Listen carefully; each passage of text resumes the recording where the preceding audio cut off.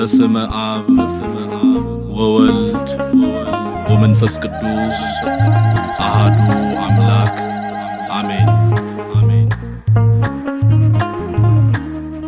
ክርስቲያኖች ሁላችሁም ይሄንን ቪዲዮ እስከ መጨረሻ ለማዳመጥ ሞክሩ። በቀራንዮ የፈሰሰው ደም የማን ነው? ስጋን የለበሰ ከሷ ነው። የሷ ደም ፈሷል። የሷን ስጋ አይደል እንዴ ተዋሃደው? እምን በላው ምን ጠጣው ስጋ የማን ነው? የሷ ነው። ያቺ ቤዛ አንተ መስቀል ላይ የዋለው የድንግል ማርያም ስጋ ነው። አንተ የማን መሰለ ቤዛ የሆነው? ደስ ይበልህ። ሁለቱንም ቪዲዮ በደንብ ሰምታችኋል ብዬ አስባለሁ። ብፁዕ አባታችን ቡራኪው ትድረሰን፣ እኛኛውም አባታችን በረከታቸው ትድረሰን። እውነቱን ለመናገር አባቶቻችን ወጥተው ሲያስተምሩ እኛ ልጆች የማዳመጥ ግዴታ አለብን። ነገር ግን ከዚህ ቀድሞ ለተሰራው ስህተት ምላሽ በሚመስል መንገድ ከሆነ እየተነገረ ያለው የበፊቱ ስህተት አደገኛ ሆኖ ሳለ አሁንም ሌላ ይህ አደገኛ ስህተት ነው ብዬ ነው የማስበው። ምክንያቱም በቤተክርስቲያናችን ትምህርት የእመቤታችን ደም ነው የፈሰሰው፣ የእመቤታችን ስጋ ነው የተቆረሰው፣ የምንበላው የእመቤታችንን ስጋ ነው፣ የምንጠጣው የእመቤታችንን ደም ነው ብለን አስተምረን አናቅም። ከተዋህዶ በኋላ ያ ስጋ ያ ደም የስግው ቃል ነው። ከመለኮት ጋር እስከተዋሃደ ድረስ የመለኮትን ባህሪ የራሱ ባህሪ እስካደረገና ተዋህዶ እስካለን ድረስ ያ ስጋ በቃ የስግው ቃል ስጋ ነው እንጂ ሌላ የማንም አይደለም። እመቤታችን ምክንያተ ድኅነት ቤዛዊት ዓለም ናት የምንለውም እመቤታችን አስቀድማ ራሷን የጠበቀች ንጽሕት ሴት አካላዊ ቃል በኋላ መጥቶ ከሷ ስጋና ደም ነስቶ ሰው ሆነ። በዚህ ምክንያት ድኅነት፣ በዚህም ደግሞ ቤዛዊት ዓለም ናት ብለን እንጠራታለን እንጂ የፈሰሰው የሷ ደም ነው የተቆረሰው የሷ ደም ነው ብለን አይደለም። እንደዛማ መንል ከሆነ በጣም ከበርካታ የመጽሐፍ ቅዱስ ጥቅሶች ጋር ነው የምንጋጨው። የመጀመሪያው ትልቁ የምንጋጭበት ጥቅስ ዮሐንስ ወንጌል ምዕራፍ 1 ከቁጥር 14 ላይ ቃልም ስጋ ሆነ ካለ በኋላ ቁጥር 29 ላይ እነሆ የዓለምን ኃጢአት የሚያስወግድ የእግዚአብሔር በግ ነው የተባለው። የዓለም ኃጢአት የሚወገደው በእግዚአብሔር ልጅ በኢየሱስ ክርስቶስ ነው። እሱም መለኮት ከስጋ ጋር ተዋህዶ ስጋን የራሱ ካደረገ ነው። እንደገና ዕብራውያን ምዕራፍ 2 ከቁጥር 14 እስከ 15 ድረስ በነገሮች ሁሉ ወንድሞችን መሰለ፣ በሞት ላይ ስልጣን ያለውን በሞቱ እንዲሽር በስጋና በደም ተካፈለ ነው የሚለው። በስጋና በደም ከተካፈለ ያ ስጋ የሱ ስጋ ነው፣ የሱ ስጋ ሆኖ ከመለኮት ጋር ተዋህዶ ካልተቆረሰና ካልፈሰሰ ዓለም መዳን አይችልም። በሩቅ ብእሲ ደም ወይም በፍጡር ደም ከመለኮት ጋር ባልተዋሃደ ደም የሰው ልጆች መዳን አይችሉም። እንደገና ጳውሎስ በኤፌሶን 1:7 ላይ በውድ ልጁ በደሙ በተደረገ ቤዛነታችንን ወይንም የኃጢአት ስርየታችንን አገኘ። የዮሐንስ መልእክት ግን እጅግ በጣም ነገሮችን ግልጽ ያደርጋል። ዮሐንስ በመጀመሪያ መልእክቱ ምዕራፍ 1 ቁጥር 7 የልጁ የኢየሱስ ክርስቶስ ደም ከኃጢአት ሁሉ ያነጻል ነው የተባለ። የፈሰሰው የክርስቶስ ኢየሱስ ወይንም የስግው ቃል ደም ነው። ከኛ ጋር ተዋህዶ የነሳውን የራሱ ገንዘብ ያደረገውን ስጋ የቆረሰው ያፈሰሰውም ያን ደሙ ነው። ያም ደም ከመለኮት ጋር የተዋሃደ ደም ነው እንጂ ብቻውን የእመቤታችን ደም ብቻውን የእመቤታችን ስጋ ቢሆን ዓለም መዳን አይችልም። ማንም ማዳን አይችልም። ማንምም ድነትን አያገኝም። እና ይሄ ትምህርት ድነታችንን እጅግ ጥያቄ ውስጥ የሚከት ይመስለኛል። እና አንዳንድ ጊዜ የሌላኛውን ስተት ለማረም ሌላ ስተት መስራቱ በራሱ አግባብ ነው ብዬ አላስብም። ስለዛ መጽሐፍ ቅዱስ በጣም በበርካታ ቦታዎች ላይ ደም ሳይፈስ ስርየት የለም ይላል። የፈሰሰው የስግው ቃል ደም ነው። ምንም እንኳን ከመቤታችንም ቢነሳው የራሱ ገንዘብ እስካደረገው ድረስ ያ ደም የሱ ደም ነው። ያንን ስጋ ከመቤታችን ቢነሳው ከመለኮቱ ጋር እስካዋሃደው ድረስ የራሱና የራሱ ነው። ያ ስጋ የራሱ ነው። ያን ደም የራሱና የራሱ ብቻ ነው። ስርየትም ሊሰጥ የቻለው እኮ ያ ደም የእመቤታችን ስለሆነ ሳይሆን ከእመቤታችን የነሳውን ስጋና ደም ከመለኮቱ ጋር ስላዋሃደ ነውና ቤተክርስቲያናችን የምንበላው የእመቤታችንን ደም አይደለም፣ የምንጠጣውም የእመቤታችንን ደም አይደለም። የጌታ የኢየሱስ ክርስቶስ ወይንም የስግው ቃል ደም ነው። ሮሜ ምዕራፍ 5 ቁጥር 10 ላይ ጠላቶቹ ሳለን ከእግዚአብሔር ጋር በልጁ ሞት ነው የታረቅነው። በእመቤታችን ሞት ሳይሆን በልጁ በኢየሱስ ክርስቶስ ሞት የሚሞትን ስጋ ከኛ ገንዘብ አድርጎ ነው የታረቀን እንጂ በእመቤታችን ስጋ አይደለም የታረቅነው። በስግው ቃል ስጋ ነው የታረቅነው፣ ከሰው በነሳው ወይም ከእመቤታችን በነሳው። ዜራ ክብር የሰጣችሁት ቴምብሊን ላይ ያለው ነገር ርዕሱ ምናምን እጅግ በጣም የቤተክርስቲያንን ትምህርት ወይ ደግሞ ከቤተክርስቲያን ትምህርት ጋር የሚጋጭ ነው። ምን ይላል? ድንግል ማርያም በቀራኒው ከልጇ ጋር ተሰቅላለች፣ ቤዛችን ናት። ንቡረ እድ ቆሞስ አባ ዮሐንስ ተብሎ ተቀምጧል። ድንግል ማርያም ቀራኒው ከልጇ ጋር ተሰቅላለች፣ ቤዛችን ናት። እንደገና ማርያም በእመቤታችን ደም ዳኖና የሚሉ ሐሳቦች ጋር እጅግ በጣም አደገኛ የሆነ ነገር አየውና የሰጣችሁት ርዕስ በጣም ዘግናኝ ነው። እንዴት ቤተክርስቲያን ድንግል ማርያም ቀራንዮ ከልጇ ጋር ተሰቅላለች ብላ ታምናለች ወይ? እንዴት እንደዚህ አይነት ርዕስ ልትሰጡ ትቻላችሁ? እሺ ልደት ይሰማል? ሁላችሁ ይሰማል? እሺ ምናልባት መኝታ ቤት ነኝ፣ የልጅ ድምፅ ይሰማል። እውነት ለመናገር የአባታችንን ትምህርት እኔ ፖዘቲቭሊ ነው የተረዳሁት። በካራ መድኃኔዓለም ቤተክርስቲያን ነው ያስተማሩት። ካራ መድኃኔዓለም የተመረቀ ዕለት በ27 ነው ያስተማሩትና ትምህርቱን ሪከርድ አደረግኩኝ። ከዛ ተምኔሉ ትንሽ ከበድ ብሎኝ ነው እኔ አይደለም ኦልሬዲ የኔ ልጅ ነው የሚሰራው ተምኔሉንና ትንሽ አልከበደም። ተምኔሉ በጣም ትንሽ ተጋኗል። የማርያም ስጋ የተሰቀለው የእመቤታችን የማርያም ስጋ ነው ይላል። አባታችን ካስተማሩት ንቡረ እድ ያስተማሩት ያው ቃለ እግዚአብሔሩን እንደ እመቤታችንን ፍቅር ለመግለጥ በጣም ካላቸው ውስጣዊ ፍላጎት የተነሳና በደንብ ለመግለጽ ያንን እዛ ጋር እሳቸው የተጠቀሙትን ነው ለመጠቀም የሞከር ነው። ቀጥታ ማለት ነው አውርደ ነው። እንደዚህ አደጋ ያመጣል ብዬ አላሰብኩም። አሁን ተምብኔሉን ቀይሬዋለሁ። ቲክቶክ ላይ የተወሰኑ ልጆች አጀንዳ አድርገውም ሲያወሩበት ሰማሁኝ። ከዛ ቆይ እስቲ ምንድነው ይሄ ነገር ብዬ ለማየት ሞከርኩና እኔ ቀጥታ እሳቸው እመቤታችን በተዋህዶ ሃይማኖታችን ያው በፍጹም ስጋ ከእርሷ ነስቷል፣ ከስጋዋ ስጋ ከነፍስ ነፍስ ነስቶ ነው የሚለውን ነገር ለማጉላት ስለፈለጉ በመስቀል ላይ ተሰቅላለች። በቤታችን የተሰቀለው የእመቤታችን ስጋ ነው ተዋህዷታልና እና ከመስቀሉ ስርም ያለችው ቅድስት ድንግል ማርያም ናት ብለው ያንን የተናገሩትን ቀጥታ እንደወረደ ታይትልም ተምብኔልም አድርገን ለቀነዋል። ግን አሁን ኮሜንቶቹን ገብቼ ካየው በኋላ ቲክቶክ ላይም ያለውን ነገር ካየው በኋላ ኦልሬዲ በጣም ተሰምቶኛል። እኔም እንዲህ አይነት ነገሮች ትንሽ አነጋጋሪ ናቸው። በዛ ላይ አዲስ አጀንዳን ሊፈጥሩ ይችላሉና እንደዛ አይነት ነገር ላይ ምክንያት ሆንኩኝ እንዴ ብዬ አሁን ኦልሬዲ ተምብኔሉን ቀይሬዋለሁ። ታይትሉን ኦልሬዲ ያልቀየርኩትን መሰለኝ። ታይትሉንም ሁሉንም ለማስተካከል እንትን ብያለሁና ጥፋት ያለ ይመስለኛል።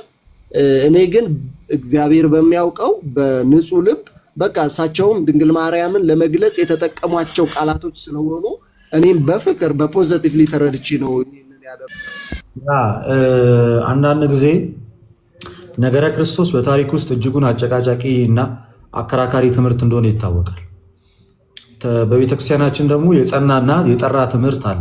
በእርግጥ አባታችንም ያስተላለፉት ትምህርት ስህተት የተሞላበት ትምህርት ነው። ስህተቱ ምንድን ነው? የምንጠጣው የድንግል ማርያም እንደም አይደለም። የምንቆርሰው የድንግል ማርያም ስጋ አይደለም። በመስቀል ላይም የተሰቀለው የድንግል ማርያም ስጋ አይደለም። የራሱ ገንዘብ ያደረገውን ስጋውን ነው። የራሱ ገንዘብ ያደረገውን ደሙን ያፈሰሰው። ተዋህዶን የሚነካ ትምህርት አለው።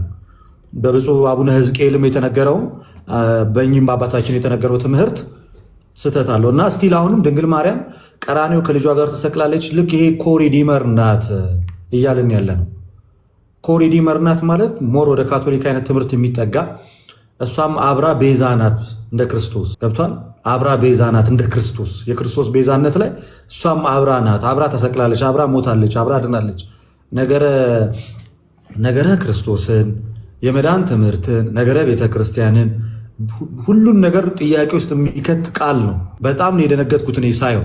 ቀን ሰምቼው ነበረ ሪከርድ አድርገው ልጆች ቪዲዮ እንዲለቁ እንደው ስልክ ስለሌለኝ ነው እንጂ በአጋጣሚ ለመደወልም ጥረት አድርጌ ነበረና ርዕሱንም አስተካክለው ድንግል ማርያም በቀራንዮ ከልጇ ጋር ተሰቅላለች ሁሉ የሚለው በጣም አስቸጋሪ። ከዛ ቀጠሊና ቤዛችን ናት እና ትምህርቱንም ስንሰማው ለምሳሌ ይሄ ነው እንግዲህ የነበረው ነገር። ሊቀ ጳጳስ አባታችን ስህተት እንደሆነ መላው የኦርቶዶክስ አማኝ እንዲሁም ቅዱስ ሲኖዶስ በግልጽ ወጥቶ የተቃወሙ ነገር። ቤዛነቷ ግን የመስቀል ቤዛነት አይደለም። እንደ ክርስቶስ የእሷ ስጋ መስቀል ላይ ወጥቶ አይደለም ቤዛነት። ከተዋህዶ በኋላ የማርያም ስጋ ብለን የምናነሳው ነገር የለም። በቃ የስጉ ቃል ነው። ገንዘብ አድርጎታል፣ የራሱ አድርጎታል። ልክ ከተዋህዶ በፊት የክርስቶስ ስጋ እንደማንለው ከተዋህዶ በኋላ ያ ስጋ በቃ የራሱ ስጋ ነው። ገንዘብ ያደረገው ስጋው ነው። እና የፈሰሰው ከመለኮት ጋር የተዋሃደ ደም ነው እና በቅንነት ከመቤታችን የነሳውን ስጋ በእሱ ነው ያዳነን ለማለት ከሆነ ግልጽ ቃል አለ እኮ መጠቀም ይቻላል። ስግው ቃል ስጋን የተዋሃደው ከመቤታችን ነው። ከመቤታችን የነሳውን ስጋ ከባህሪ መለኮቱ ጋር አዋህዶት መስዋዕት አድርጎታል። ይህ በቃ ትክክለኛ አነጋገር ነው። ከዛ ውጭ ግን ድንግል ማርያም ቤዛ ናት ብለን ከዛ በመስቀል ላይ የቀረበው የወጣው የማርያም ስጋ ነው ማለት ይሄ በጣም ስህተት ነው። እሱ እንዳለ ሆኖ የሰጣችሁት ርዕስ ደግሞ በጣም በጣም በጣም በጣም አደገኛ ነው። በጣም የቤተክርስቲያንን ትምህርት የሚነቀን ጉዳይ ነው። ድንግል ማርያም በቀራንዮ ከልጇ ጋር ተሰቅላለች። ይህ በጣም ጥንቃቄ ያስፈልጋል። ቤተክርስቲያንን እንዴት ዋጋ እናስከፍላታለን በእንደዚህ አይነት ነገር? በጣም ቀለል ተደርጎ የሚታይ ነገር አይደለም እና ይህንን ነው የምልህ። በተቻላችሁ አቅም ከአባቶች ጋር ተነጋገሩ። ርዕሱ ልክ አይደለም፣ ኦፊሻሊ ምንም ልክ አይደለም፣ ይስተካከል። ትምህርቱን ደግሞ የሰሙት የቤተክርስቲያን አባቶች ምላሽ ይሰጡበታል ብዬ አስባለሁ። እኔም የተሰማኝን ሀሳቤን በቪዲዮ አስቀምጫለሁ። በታሪክ ውስጥ የማይታወቅ ትምህርት፣ በትውፊት ያልተላለፈ፣ በሐዋርያት ያልተሰበከ፣ በሐዋርያን አበው ያልተሰበከ ትምህርት ማንም ሰው ተቀበል ተብሎ አይገደድም። ትምህርቱ ራሱን የቻለ ሰንሰለት አለው፣ የመጣበት መንገድ በዛ ተመዝኖ ነው የሚያልፈው እና በስሜት የምንናገረው ነገርና ከሐዋርያት ተቀብለን በትውፊት በቅዱስ ትውፊት ያገኘነው ትምህርትና አሁን ላይ አንዳንድ ሰዎች የሚናገሩትን ትምህርት በዛ ትውፊት እየመዘንን ነው የምናሳልፈው። መመዘኛው አበጥረን የምናሳልፍበት ትምህርቱ የሐዋርያት ትምህርት በትውፊት የተቀበልነውን ትምህርት በቅዱስ ትውፊት ነው እና ይህ ትምህርት በታሪክ ውስጥ አይታወቅም። እንደዚህ አይነት ትምህርት ኮሪዲ መርናት ብሎ የለም፣ ያስተማር የለም። በቃ ስጋን ከተዋሃደ በኋላ ያ ስጋ የራሱ ገንዘብ ነው። የኢየሱስ ስጋ ጳውሎስን ብዙ ቦታ ካየ የክርስቶስ ስጋ አንድ ጊዜ በማቅረብ ተቀድሰናል፣ በገዛ ደሙ ዕብራውያን 9:12 በገዛ ደሙ ነው ወደ ቅድስት የገባው ነው የሚለው። በገዛ ደሙ በበጎች ወይም በፍየሎች አይደለም። በገዛ ደሙ ማለት በራሱ ደም፣ የልጁ የኢየሱስ ክርስቶስ ደም ከኃጢአት ሁሉ ያነጻል። እመቤታችን የዓለም ቤዛ የምትባለው እንደ ክርስቶስ ተሰቅል አይደለም። የዓለም ቤዛ ያልነው ኮዝ ኦፍ ሳሊቬሽን ከሚለው ሀሳብ ጋር ነው ምናብራራው። ቅዱስ ኢራኔስ በስፋት አስተምሮታል። በአምስተኛው ቻፕተር ላይ በመጀመሪያው ቡክ ቻፕተር 5 ላይ በስፋት ቻፕተር 3 ላይ ያለ ይሄ ሀሳብ ኮዝ ኦፍ ሳሊቬሽን እያለ ይነግራታል፣ ይናገርላታል፣ ያስተምርላታል ከሔዋን ጋር እያነጻጸራት ማለት ነው። ከዛ ውጪ ግን ብቸኛ አስታራቂ ከአብ ጋር የታረቅንበት በደሙ የታረቅንበት ጌታ ነው። አቻ የሌለው አስታራቂ አብሮት ያስታረቀ የለም ከክርስቶስ ጋር ይታረቃል እንደ አምላክነቱ፣ እንደ ፍጹም ሰውነቱ ግን ብቸኛ አስታራቂ ነው እና ይህ ጥንቃቄ ይፈልጋል። ርዕሱን ቶሎ አስተካክሉት። ብዙ መናፍቃን ጋር ደርሶ ሰዎች ቢሰናክሉ ነፍሳት ለምን ይጠፋል? ለምን ሰው ይሳሳታል? ለምን አእምሮ ይበረዛል? አንዲት ነፍስ ራሱ ክርስቶስ የሞተለት ነፍስ ለምን ይደነግጣል? ለምን ይደነግጣል? ዋጋ የተከፈለለት እኮ ነፍስ ነው። እንዴት በእንደዚህ አይነት ነገር ልቡ ይረበሻል? እንዲረበሽ እናደርገዋለን። እና የአንተ ሰዎች ከሆነ የሚያደርጉት እዚህ ቦታ ላይ የሚቀመጡ ሰዎች ትንሽም ቢሆን የቤተክርስቲያን ትምህርት የሚያውቁ መሆን አለባቸው። ርዕስ ሲሰጥ ትኩረት መደረግ ያለበት ኦዲየንሱን ነው እንጂ ዩቲዩቡን አይደለም። ኦዲየንሱ ነው ትኩረት መደረግ ያለበት። የተላለፈው ነገር ምንጊዜም ለኦዲየንሱ ይመጥናል አይመጥንም ነው መታረም መታየት አለበት በደንብ። ታይትሎች አንዳንድ ጊዜ ተለምደዋል ዩቲዩብ ላይ አቴንሽን እንዲስቡ በጣም እይታ እንዲያገኙ ሰዎች ትኩረት እንዲሰጡ ተደርጎ ይጻፋል አንዳንድ ርዕስ። ለምሳሌ አሁን ሆነ ጊዜ ከእፎይ ጋር በተነጋገርኩት ልደት እፎይን ገሰጸው ምናምን በቃ ኃይለኛ ታምብሊን ሰርተው ነው ያጮሁታል። እንደዛ ሆነ የለበትም። የሃይማኖት ጉዳይ ሰከን ተብሎ በስነስርዓት ነው መታየት ያለበት። ይህን ለማስተላለፍ ነው ወንድሜ። ልደትዬ ቴንኪዩ በጣም አመሰግናለሁ። ርዕሱንም ይኸው ቀይሬዋለሁ። ምናልባት በዚሁ አጋጣሚ ትምህርቱን ሰምተው የተወዛገቡ ሰዎች ካሉ ሜቢ እኔ እንዳልኩህ የተረዳሁት በቃ በቅንነት ቀጥታ እንዳንተ ወይም ደግሞ እንደዚህ ወደኋላ ትንሽ አድርጌ ለማሰብ ጊዜ አልነበረኝም። ሩጫ ላይ ወደዛ ወደዚህ እንላለንና ቀጥታ ትምህርተ ወንጌል ነው ትምህርቱን ሰምቼዋለሁ፣ ግን እንደዚህ አድርጌ አይደለም የተረዳሁት። እኔ ኦልሬዲ የድንግል ማርያምን ቤዛነቷን ለመግለጽ የተጠቀምኩት ብዬ በዛ መሰረት ነው የተጠቀምኩት። አጥፍቼ ከሆነ ይቅርታ በጣም ጠይቃለሁ። ርዕሱንም ቀይሬዋለሁ፣ ተምብኔሉንም ከላይ ያለውንም አስተካክየዋለሁ። ትምህርቱም አይ ከቤተ ክርስቲያን አንጻር እንደው ብዙ ችግር ሊፈጥር ይችላል የሚባል ከሆነ ከዩቲዩቡ ላይም ማውረድ እችላለሁ። ልደቴ ኤግዛክትሊ የተላለፈውን ትምህርት የሌሎችን ወንድሞች ሀሳብ ትሰማለህ። የተላለፈውን ትምህርት በቀጥታ ከነገረ ክርስቶስ ከነገረ ተዋህዶ ጋር የሚጋጭ የመዳን ትምህርታችንን ጥያቄ ውስጥ የሚከት ጉዳይ ነው። በአጭሩ ትምህርቱ ራሱ እኔ ሰምቼዋለሁ። ሙሉ መግቢያው ላይ እቺ ሙሉ ለሙሉ እኮ አይደለም 19 ደቂቃ አካባቢ ነው። በዛ ውስጥ 3 ደቂቃ ናት ምናምንም ነው 2 ደቂቃ የምትሆነዋ ናት።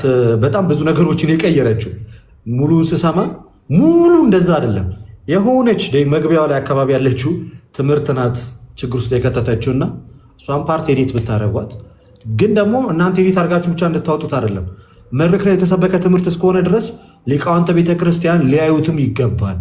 ከኛ አባት ጋርም ሊነጋገሩ ይገባል። እንዲህ አይነት ትምህርት አለ ወይንስ የለም? ኤዲት አድርገን አወጣ ነው። እሺ የእሳቸው እምነት እንደዛ ነው ወይ? እዛ ጋር አሜን ብሎ የሄደው ክርስቲያን እንደዛ ነው ወይ? ኖ፣ መታረም አለበት። ትምህርቱ ስህተት መሆኑ መታወቅ አለበት። ሊቃውንተ ቤተክርስቲያን አባቶች ልክ አቡነ ገብርኤልን እንዳረሙት እና ይቅርታ እንደጠየቁ እንደዚህ አይነት ነገሮችን በግልጽ ሲታዩ ቤተክርስቲያን ከስሜታዊነት የራቀች ናት። ሊቃውንት አሏት። እነሱ የመጽሐፍት መምህራን በስነስርዓት ሊያርሙት የሚገባ ነው። ግን ልክ አይደለም። የክርስቲያኑ ልብ ከሚረብሽ እናንተ ብታወርዱት እንደኔ ሪኮመንድ አደርጋለሁ። በደንብ ተጣርቶ ይሄ እኮ ይሄ ነው እስኪባልበት ድረስ ማለት ነው። የእናንተ ሚዲያ ለምን አወዛጋቢ ነገር ይለቃል ይባላል። ብዙ ነገር እንዳልሰራ ለቤተክርስቲያን ብዙ አብያተ ክርስቲያናትን እንዳላሰራ ለምን እንደዚህ ጥያቄ ውስጥ ይገባል? ገብታ ብዙ ሰው ውስጥ አንሰብስክራይበር እያደረገ ተአማኝ እንዳልሆነ ለምን ያደርገዋል? ከዛ አንጻር አይ ሪኮመንድ ብታወርዱት፣ ከዛ አባቶች አይቶ ማስተካከያ ሲሰጡበት ደግሞ ማስተካከያውን ብትለቁ የተሻለ ነው እያስባል። እስኪ ዮሐዴ ሌሎቻችሁም ናቲ እስኪ ሀሳብ ስጡበት ከሰማችሁት ትምህርቱ እኔ ሰምቼው ነው። ልደትዬ እኔ ልጨርስ። ኦልሬዲ ቪዲዮውን አውርደዋለሁ። ዝም ብሎ ፋይል ሆኖ ይቀመጥ። ለጥያቄም ከተፈለገ ቪዲዮውን ይዤ መቅረብ እችላለሁ። ከዩቲዩቡ ላይ ግን አወርደዋለሁ። የተወሰኑ ኮሜንቶችንም ገብቼ አይቻለሁ። በጣም ትንሽ ሰው ብዙ ነገር ሀሳብ ሰጥቶበታልና በዛ መሰረት ባልከው መንገድም ልክም አይመስለኝም። አሁን በደንብ ሳስበው የተሰማኝ ስሜት እንዲህ አይነት ነገር ከሆነ ለጊዜው ቢወርድ ነው የሚሻለውና አወርደዋለሁ። ለአስተያየቱ ስለ ሁሉም ነገር ግን አመሰግናለሁ። እግዚአብሔር ያክብርልን፣ እግዚአብሔር ያበርታችሁ፣ እግዚአብሔር ያጽናችሁ። ሞር ደግሞ ሊቃውንተ ቤተክርስቲያን እዚህ ላይ ብዙ ነገር ሀሳብ እንዲሰጡበት እንጠብቃለን፣ ማስተካከያዎች እንዲደረጉበት። ግን አንተ በቅንነት መተህ ስላናገርከን እሺ ብለህ ስለታዘዝ እናመሰግናለን። ሳትንቅ መተህ ስለተቀላቀልከና ሀሳባችንን እና ደግሞ የኦዲየንሱንም ሀሳብ የክርስቲያኑንም ሀሳብ ስለሰማ እግዚአብሔር ያክብርህ፣ እናመሰግናለን በጣም። ዮሐዴ ቀድሞ ስለገባ የምትሰጠው ሀሳብ ካለ? ኦኬ እሺ። ቃለ ሕይወት ያሰማልን ልደትሻም አዛይልም። እንደዚህ አይነት ነገሮች በጣም በተለይ በመድረክ የሚነገሩ ንግግሮች ምናምን በጣም ጥንቃቄ ይፈልጋሉ። በነገራችን ላይ እንኳን በመድረክ ላይ በተለይ ደግሞ አሁን የሆነ ስህተት አርማለሁ ብለህ የምትናገራቸውን ነገሮች በጣም ጥንቃቄ ይፈልጋሉ። ከዚህ በፊትም ስለምናውቀው ማለት ነው። የሆነ ስህተትን አርማለሁ ብሎ ለምሳሌ የአውጣኪ ስህተት ምንድን ነበር? ከአርዮሳዊ ምንፍቅና ለመሸሽ ብሎ ሌላ ምንፍቅና ውስጥ ሲገባ ትመለከተዋለህ። ኦኬ የአርዮስ ምንፍቅና ወልድ ፍጡር በመለኮቱ የሚለውን ለመሸሽ ጭራሽ ሰውነቱም በቃ እንደውም ውጠቷል፣ ቶታሊ መለኮት ሆኗል ወደሚል ክህደቱ ሲገባ ትመለከታለህ። እና የሆነ ስህተት ስታርም አንተ ደግሞ ሌላ ጥፋት አጥፍተህ ችግር እንዳይፈጥር በጣም ጥንቃቄ ያስፈልጋልና የእመቤታችን የዓለም ቤዛነትን ትክክል አይደለም። ኦፍኮርስ ስህተት ነው። እመቤታችን ከክርስቶስ ጋር ተነጻጽራ አይደለም የዓለም ቤዛ የምትባለው። በጭራሽ ከእሱ ጋርም ተነጻጽሮ የሚነገርለት ማንም የለም። በገዛ ደሙ ወይም ደግሞ በገዛ ሞቱ ሊበዥን ሊያድነን የሚችለው ክርስቶስና ክርስቶስ ብቻ ነው። በነገራችን ኦኬ አባቶቻችንም ሲናገሩ ፍጡር ያልቻለውን ፍጥረት ስላልተቻለው እኮ ነው አይደለ ፈጣሪ ሰው መሆን ያስፈለገው። ኦኬ የራሱ ከፍሎ የተዋሃደውን ድንግል ማርያምን ቀጥታ መዋሃድ ይችል ነበር። አሁን እንደሚባለው አይነት ነገር ቢሆን ቀጥታ ድንግል ማርያምን አዋሃደ መለኮት መጥቶ፣ ግን እንደዛ አይደለም። የእግዚአብሔር ዓላማውም ሐሳቡ በጣም ሚስሊድ እንዳናረገው ወይም ደግሞ የሚሰማውም ሰው ሚስሊድ አድርጎ ወደ ሌላ ስህተት እንዳይወስድ ጥንቃቄ ያስፈልጋል። እመቤታችንን መለኮት ፈጽሞ አልተዋሃዳትም። ይህ ሁላችንም ልናውቀው የሚገባው ነገር ነው። ኦኬ መለኮት ድንግል ማርያምን ተዋህዷታል? አልተዋሃዳትም። ይሄ በቃ አስረግጠን ልናውቀው የሚገባ ነገር ነው። መለኮት ድንግል ማርያምን አልተዋሃዳትም። ከፍሎ ተዋሃደ ነው ትምህርታችን ማለት። ኦኬ ከፍሎ ተዋሃደ። ኦኬ ከዛ በኋላ በቃ የክርስቶስ ስጋ የሚባል እንጂ የድንግል ማርያም ስጋ አይባልም። ክርስቶስ የከፈለውን ስጋ በቃ የራሱ ሆነ፣ የክርስቶስ ሆነ፣ የቃል ገንዘብ ሆነ በቃ ከዛ በኋላ። ስለዚህ እንደዚህ አይነት አገላለጾች ጥንቃቄ በጣም ይፈልጋሉ። ሌሎቹም ወደ ስህተት እንዳንመራ። ደሙ ከፍሎ የወሰደው ከድንግል ማርያም ነው፣ ትክክለኛ አገላለጽ ነው። ስጋውን ከፍሎ የተዋሃደው ከድንግል ማርያም ነው፣ ትክክለኛ አገላለጽ ነው። ከከፈለው በኋላ ግን የድንግል ማርያም ነው ተብሎ ሳይሆን የክርስቶስ ሆነ፣ የቃል ገንዘብ ሆነ። ኦኬ የቃል ገንዘብ ሆነ። ስለዚህ ቃል ከስጋ ጋር ከተዋሃደ በኋላ ኢየሱስ ክርስቶስ ይባላል እንጂ ድንግል ማርያም እያልን አንጠራውም። ኦኬ ለዛ ነው በሐዋርያ ሥራ ምዕራፍ 20 ከቁጥር 28 ላይ በገዛ ደሙ የዋጃትን የእግዚአብሔርም ቤተክርስቲያን፣ በገዛ ደሙ የማን የራሱ ደም የቃል ደም ነው። ለዛ ከሆኑ ቅዱስ አትናቴዎስም አይ ይሄ ሰውነቱ እኮ የፍጡር ነውና እንዴት ፍጡር ታመልካላችሁ ይላሉ መናፍቃን ይልና፣ ኖ ትክክል ነው፣ ያ ከፍጡር የተወሰደ ገንዘብ ነው። ከተዋህዶ በኋላ ግን ይላል ቅዱስ አትናቴዎስ ያ ስጋ የማን ገንዘብ ሆኗል? የቃል ገንዘብ ሆኗል። ስለዚህ ቃልን በምታመልክበት ሰዓት ስጋህን አውልቅልኝ እና አንድ ጊዜ ላምልክ ልትለው ከቶ ትችላለህ ወይ ይላል። አትችልም። በቃ በማይነጠል ሁኔታ ቃል ከስጋ ጋር ምን ሆኗል? አንድ ሆኗል፣ ተዋህዷል። ከዚህ አንጻር ልናየው ይገባል እና እንዳናምታታ ሰዎችም ወደ ስህተት እንዳመራ ጥንቃቄ ያስፈልጋል። በተለይ አባቶቻችን ጥንቃቄ ያስፈልጋል። ለመናፍቃንም መሳቂያ ምናምን ስለሚሆን ማለት ነው። ኦኬ ኦርቶዶክሳውያን የሚለየን ከፕሮቴስታንቶች አንድ ፓስተር ተነስቶ የፈለገውን ሊያወራ ይችላል። በነገራችን ኦኬ ያም እምነቱ ሊሆን ይችላል። ማንም ሊያርመው የሚችልም አካል የለም። በፕሮቴስታንቱ የዮናታንን ታሪክ ማስታወስ እንችላለን። ከድንግል ማርያም ምንም የወሰደው ነገር የለም ማለት ከ5 ዓመት በኋላ መጥቶ ደግሞ ኧረ የወሰደው ነገር አለ ብሎ ደግሞ መጣ። ማንም የሚይዘው የለም፣ የሚያርመው የለም። በጋሻውም ተነስቶ ስላሴን አቦካው። ከፕሮቴስታንት ያረመው አለ የለም። ማነው ያረመው? ክርስቲያኖች ማለት ነው። ኦኬ ክርስቲያኖች አርመውታል። ከዛ ግን እንዲያርም ምናምን ገፋፍተውታል። በክርስትና በኦርቶዶክስ ግን የሚለየው ምንድነው? የሆነ ሰው ተነስቶ ትምህርት ሲናገር ኦኬ ከራሱ አምጥቶ ከሆነ የተናገረው ይጠየቃል። ከየት መጣ ይሄ ትምህርት? ኦኬ ሐዋርያዊ ስለሆንን ማለት ነው። ትውፊታዊ ስለሆንን ማለት ነው። ኦኬ ከአባቶች ትምህርቱ ሊጠቀስ ሊመጣ ይገባል። ከየት መጣ ይሄ ትምህርት ሊባል ይገባል ማለት ነው። ኦኬ ስለዚህ ትምህርቱ ሶርሱ ስለምናቅ ነው እንዲህ ብለንም የምንናገረው ከየት የመጣ ትምህርት ነው ብለን መጠየቅም ስለምንችል ነው። እና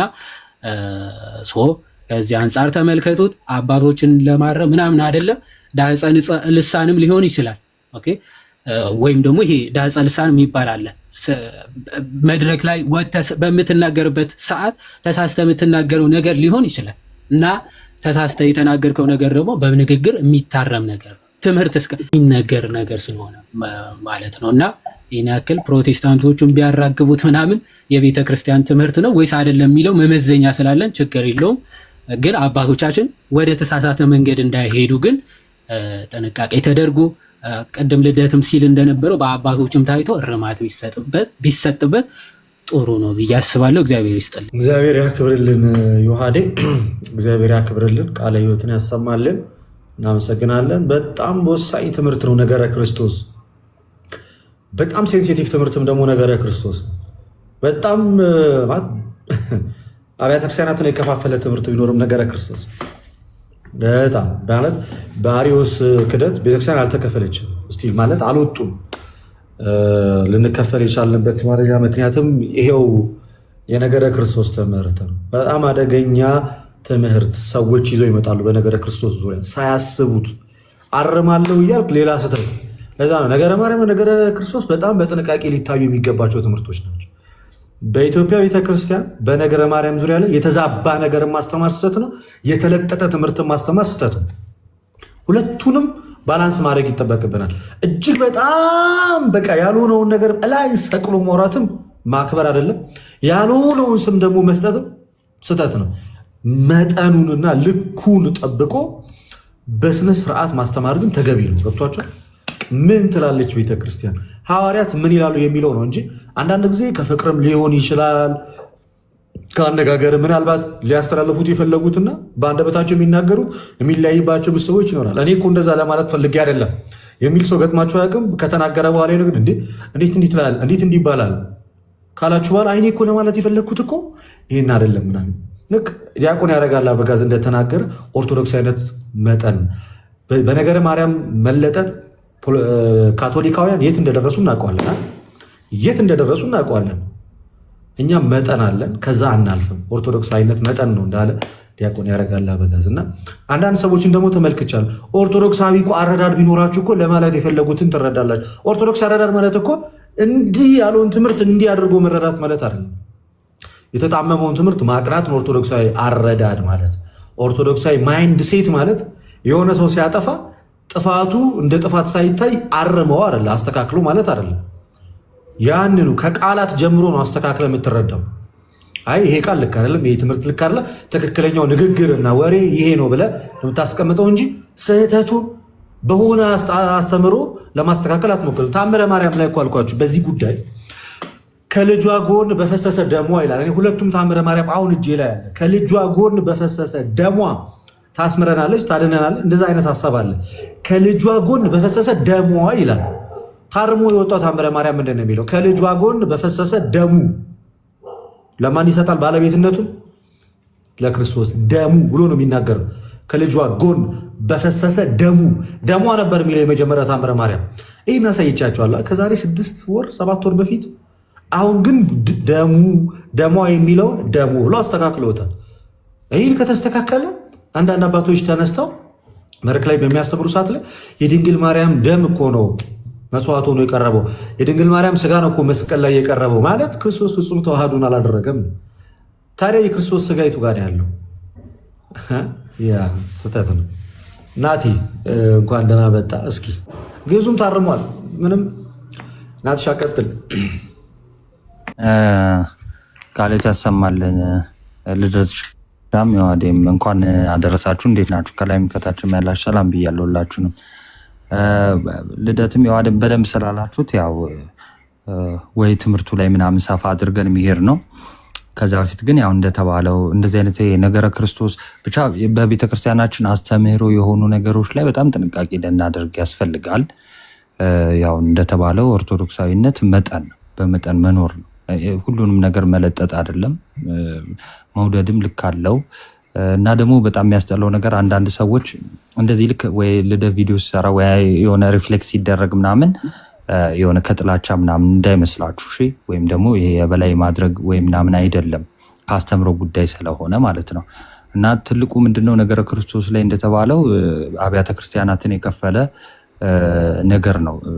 መረዳት ያስፈልገዋል። በትክክል ማንበብ ማወቅ ያስፈልገዋል። ነገረ ክርስቶሳችን የኛ ጥርት ያለ ነው እና እንደዚህ አይነት ኤክስፕሬሽኖች ግን ናቲ ሚዩት ነው። ሚዩት ነው። ኦኬ። እንዲህ አይነት አገላለጾች ኤክስፕሬሽኖች ምናልባት ከምን አንጻር እንደተነገሩ የሆነ የምንረዳው ነገር ይኖራል፣ ከምን አንጻር ሊነገሩ እንደሚችሉ ማለት ነው። ግን አንዳንዴ ደግሞ መናገር የምንፈልገውን ወይ ደግሞ ማስተላለፍ የምንፈልገውን ነገር ግን አስተምሯችንን በጣሰ ወይ ደግሞ ባልተለመደ መልኩ መሆን የለበትም። ያ ነገር በትክክል መታወቅ አለበት።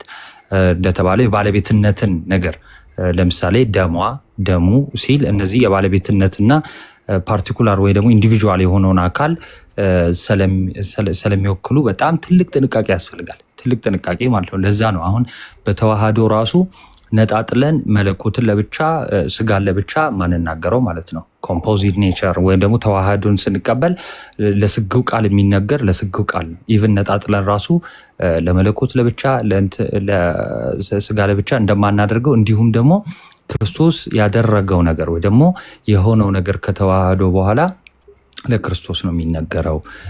በእመቤታችን በነገረ ክርስቶስ ውስጥ ለእመቤታችን የምንሰጠው ቦታ አለ። ትልቁ ቦታ ማዘር ኦፍ ጋድ የሚለው ወይ ደግሞ ቴዎቶኮስ የሚለውን ታይትል እንሰጣታለን።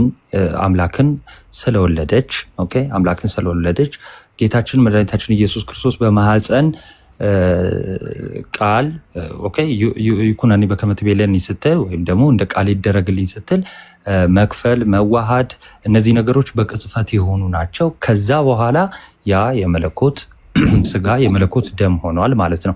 ስለዚህ ከዛ በኋላ እመቤታችንን አስገብተን የምንናገረው ነገር አይኖርም። ምናልባት ግን አኮርዲንግ ቱ ሂዝ ፍላሽ ወይም ደግሞ ስለ ስጋ ስናወራ ወይ ደግሞ ስለ ሂውማኒቲ ስናወራ ግን የእኛን ስጋ የራሱ ገንዘብ አድርጓል የሚሉ አገላለጾች ሊኖሩ ይችላሉ። የእኛን ስጋ የራሱ አደረገ፣ ያንን የወደቀውን ስጋ አነሳው የሚሉ አይነት አገላለጾች ይኖራሉ።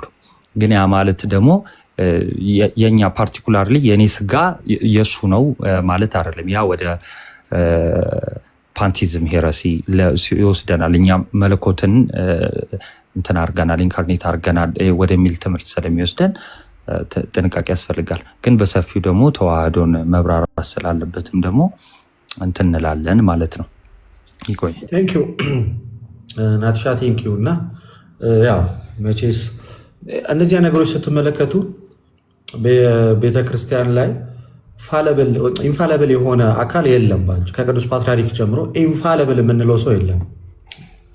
እዚህ ኢንፋለብል ቤተክርስቲያን ትምህርቷ ነው። ኢንፋለብል የሆነው ትምህርቷ እንደዚህ አይነት ነገሮች ሲኖሩ ያርማል። ተቻል ያርማል ይሄዳል። ለዚህ ነው ሐዋርያዊ ቅብብሎሽ የምንለው ትልቁ ጥቅሙ ምንድነው? በታሪካዊ ክርስትና የማይታወቅ ትምህርት ብቅ ቢል በታሪክ ውስጥ በተቀበልከው በሐዋርያዊ ቅብብሎሽ ያገኘው ትምህርት ያርመዋል፣ ያስተካክለዋል። መመዘኛ ነው። በጣም ትውፊት በጣም ወሳኝ ነው። ቅዱስ ትውፊት በጣም ወሳኝ ነው።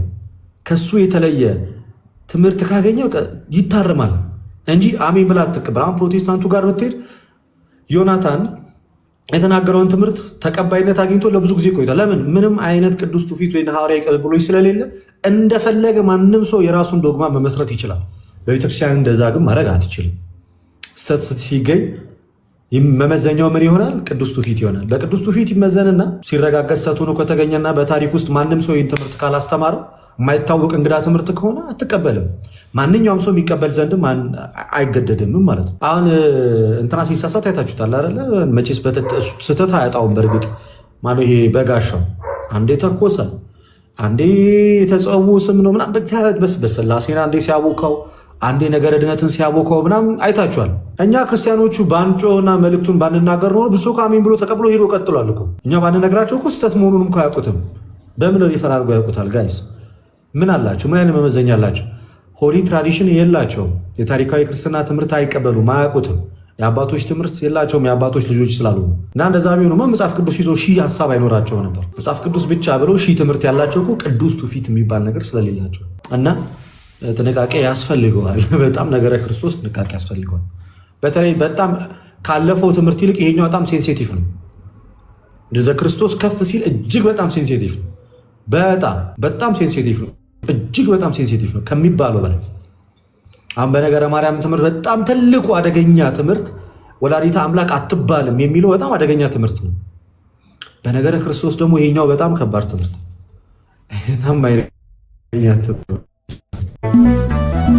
አሁን ማንም ቀጥሉ እንደያገባባችሁ እና ወደ ኳሱን ወደ ፕሮቴስታንቶች አዙረን ደግሞ እንቀጥላለን። ፈጠጥ ብዬ ልንገራችሁ፣ አንዳችሁ ሀሳብ ስጡ። ናቲ ከዛ ኤርሚ አለው ድምፅ ይሰማል? ኤርሚም ይሰማል። እሺ ኤርሚ ይግባ፣ ችግር የለም። ቆይ እኔ ከአንተ ስራ ቀደም ችግር ነው። ቀጥሎ እንደምን አክቹዋሊ ምንም እናንተ ያላችሁ ሀሳብ አልሰጥም።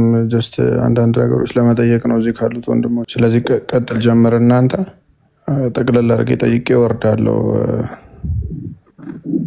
ወንድማችን ጥያቄ ነው ያለው። ቀጥል ናቲ። ርዕስ ይዘን እናወራለን። ከዛ ሀሳብ መስጠት ከፈለክ ብዬ ነው በዚህ ላይ ያለበዛ ርዕስ ይዘን እንቀጥላለን። እናንተ ብዙውን ነገር ስላላችሁ ምንድነው እኔ ማለት የምፈልገው ትንሽ ምንድነው እንዲህ አይነት በጣም ሆት ሾዎች ሲነሱ በእልህና በአንዳንድ ነገር ምላሽ ቀድሞ ባይሰጥ የሚል ሀሳብ አለኝ። እኔም ትንሽ ሀሳቡን ለማየት ሞክሬ ነበር። ለእኔም ትንሽ አስደንግጦኛል። ቁጭ ብዬ ለመስማት ለማሰላሰል ትንሽ ጊዜ ወስዶብኛል። አይቼዋለሁኝ። ነገሩ ግን በጣም ሲሪየስ ይመስለኛል። ነገረ ክርስቶስ ላይ የተነሳ ሀሳብ ስለሆነ በጣም ሲሪየስ ኢሹ ነው። ግን ደግሞ ቤተክርስቲያናችን የቃላት ደግሞ ሀብታም ናት በጣም።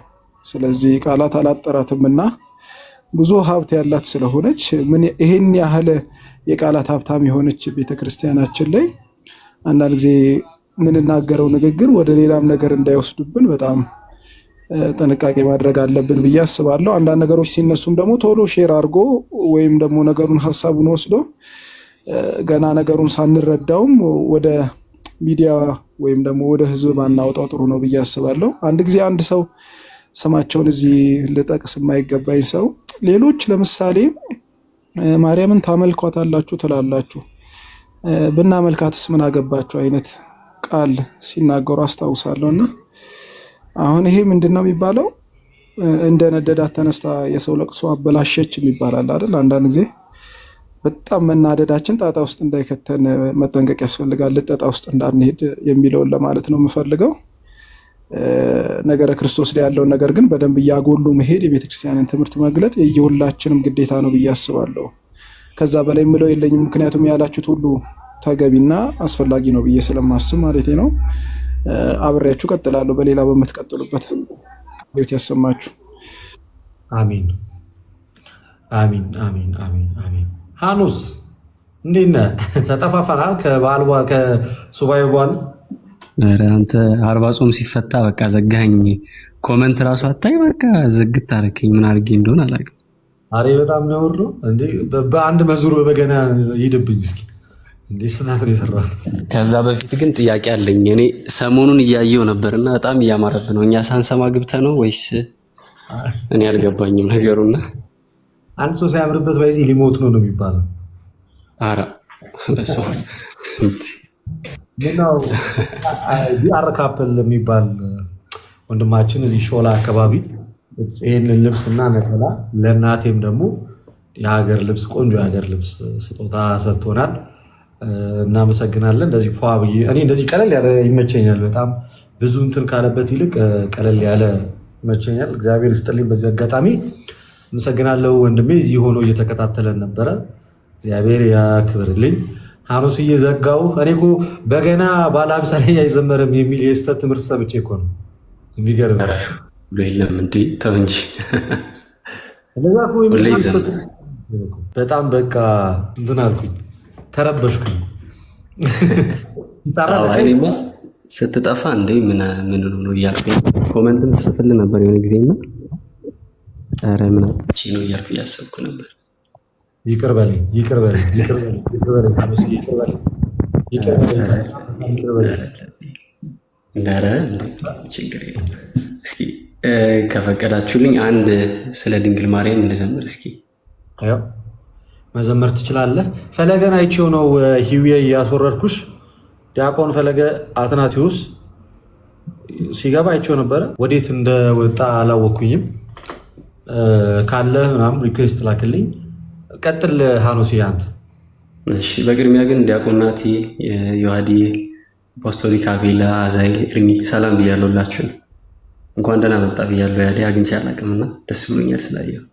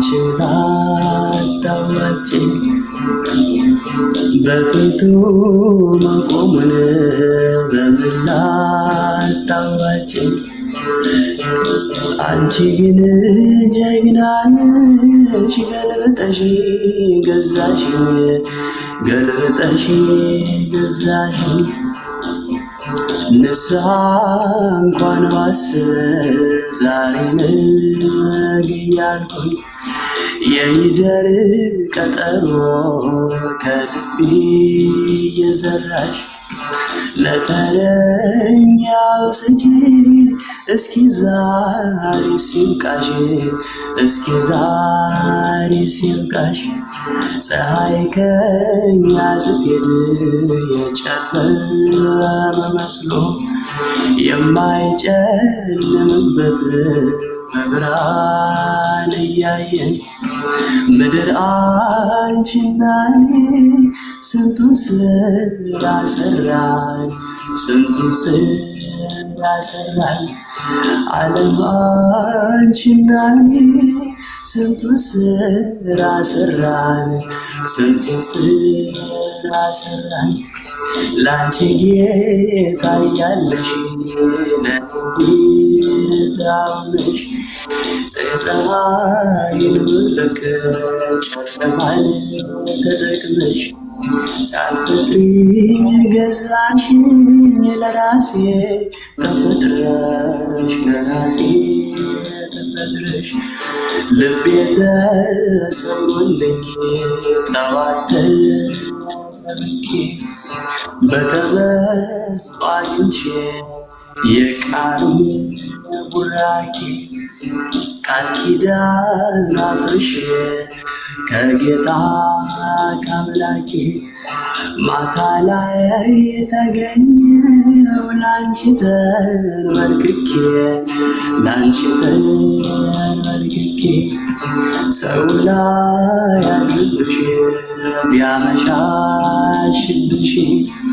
ከመቆያ በቀር መኖሪያ አይደለሽ ማታለል ይብቃሽ ኧረ ተይ አልጃለን ምነው ደረሽ በሸክም ላይ ሸክም በሸክም ላይ ሸክም ልረግጥሽ ነበረ የተፈጠርሽልኝ ፍሬ አልባውን ቁና ክብደት ሲታጣብኝ የኃጢአት ወጀቡ ገፍቶ ሲጥለኝ አንቺ ግን ጀግና ነሽ ገልብጠሽ ገዛሽኝ ገልብጠሽ ገዛሽኝ አንቺ ግን ጀግና ነሽ ገዛሽኝ ገልብጠሽ ገዛሽኝ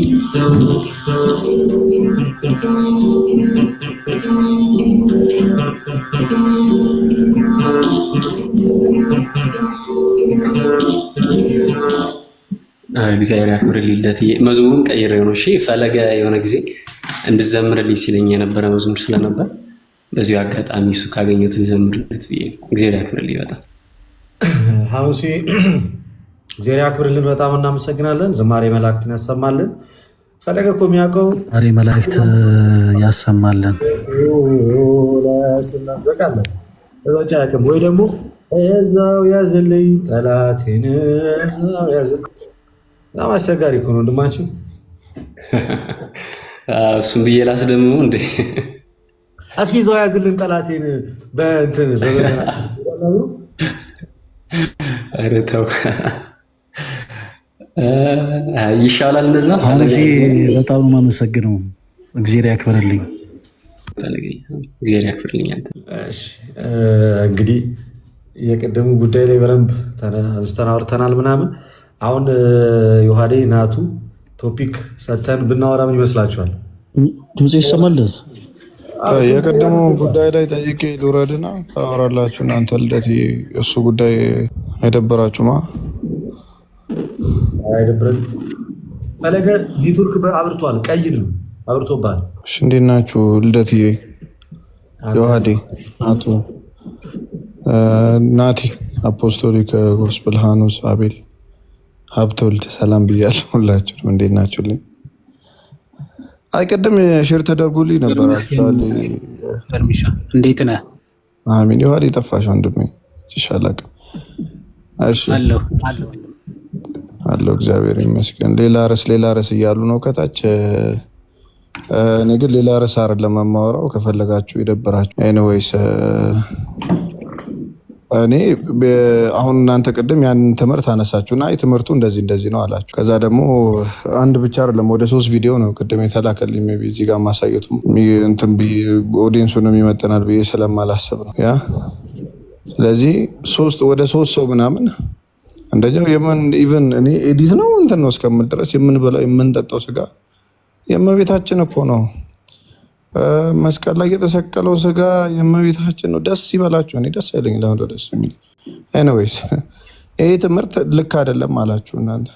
ቸርች ውስጥ ደግሞ መምህራኖች አይ እንደዚህ ነው ብሎ አስተማሩ። ስለዚህ ይህን ትምህርት የማንን ትምህርት ነው የምቀበለው? እኔ እናንተን ትምህርት ነው የምቀበለው ወይስ የእነሱን ትምህርት ነው የምቀበለው? አይ የእኛን ተቀበል ወይም ደግሞ እዚህ ላይ ያለውን የአባቶች ትምህርት ካላችሁ ቸርች ኦፊሻሊ በቀደም ለብፁዕ አባታችን መልስ እንደተሰጠው ለዚህ ትምህርትም ቀላል ትምህርት ስላልሆነ ማለት ነው የተሰቀለው መለኮት የተዋሃደውን ከፍ ያደረገውን ስጋ የፍጡር ስጋ አድርጎ እሱ ስጋ ነው የተሰቀለልን ማለት ቀልድ አይደለ። እኔ እንግዲህ ከእናንተ እስከተማርኩት ማለት እና ቀልድ ስላልሆነ የድህነት ትምህርት ስለሆነ ቤተክርስቲያን መልስ መስጠት አለባት ለዚህ ማለት። ካልሆነ ግን የቤተክርስቲያን ትምህርት ብሎ እንደውም የሚያስኬደው ትምህርት የቤተክርስቲያን ነው የሚያስብለው እዛ መድረክ ላይ የሚወራው ነገር ነው። ስለዚህ ግልጽ ሆኖ ማለፍ አለበት። አንደኛ ከዛ ወደ ቤተክርስቲያን ሊጨመር ለሚመጣ ሰው እንቅፋት ይሆናል። 2 አይነት ትምህርት እየሰማ ነው በቤተክርስቲያን ውስጥ ተደርጎ የማያውቀው ማለት ነው። ሁለተኛ እዚህም ላለ ነው ለኛ ብዙ ለማናውቀው ማለት እኛ እዚህ ላለ ነው ክርስቶስ ላይ የክርስቶስ ትምህርት ላይ የአምላካችን ትምህርት ላይ ሌላ ትምህርት እየተቀላቀለ። ስለዚህ ግልጽ መደረግ አለበት። ብላክ ኤንድ ዋይት የሆነ ትምህርት አለ ጊዜ ክርስቲያን እሱ መታወቅ አለበት ነው። በዚህ ላይ እኔ ልክ ካልሆንኩ ገስጹ። ግን ዝም ማለት ይህን ትምህርት እኔ እንጃ ከባድ ነው። ከምን አንጻር እንደታየ አላውቅም። ደግሞ እንትን ለማለት ተፈልጎ ነው እንደዚህ ከማርያም ስጋ ነሳ ለማለት ከተፈለገ ከማርያም ስጋ ከመቤታችን ከቅድስት ድንግል ማርያም ስጋ ነሳ ነው የሚባለው። አማርኛው ይሄ ነው። የማርያም ስጋ ተሰቀለ በየትኛው ዲክሽነሪ ነው ከማርያም ስጋ ነሳ የሚሆነው? እንዴ ክርስቶስ ላይ ምን ማለት ነው እንዴ? ጓልና የኔ መስሎኝ ስልኬ እንደነካሁት አሁን መታል ልደትሽ ኤርሚሻ ጨርሳል። የሚጨርስ ሀሳብ የቤተ ክርስቲያንን ትምህርት ተቋረጠ። ኤርሚም ተቋረጠ። የኔ መስሎኝ ነበር። እኔ ይሰማለሁ አይደል? ያንተ ይሰማል። የኤርሚ ደግሞ ተቋርጧል መሰለኝ። አላችሁ የእናንተ ድምፅ ይሰማል።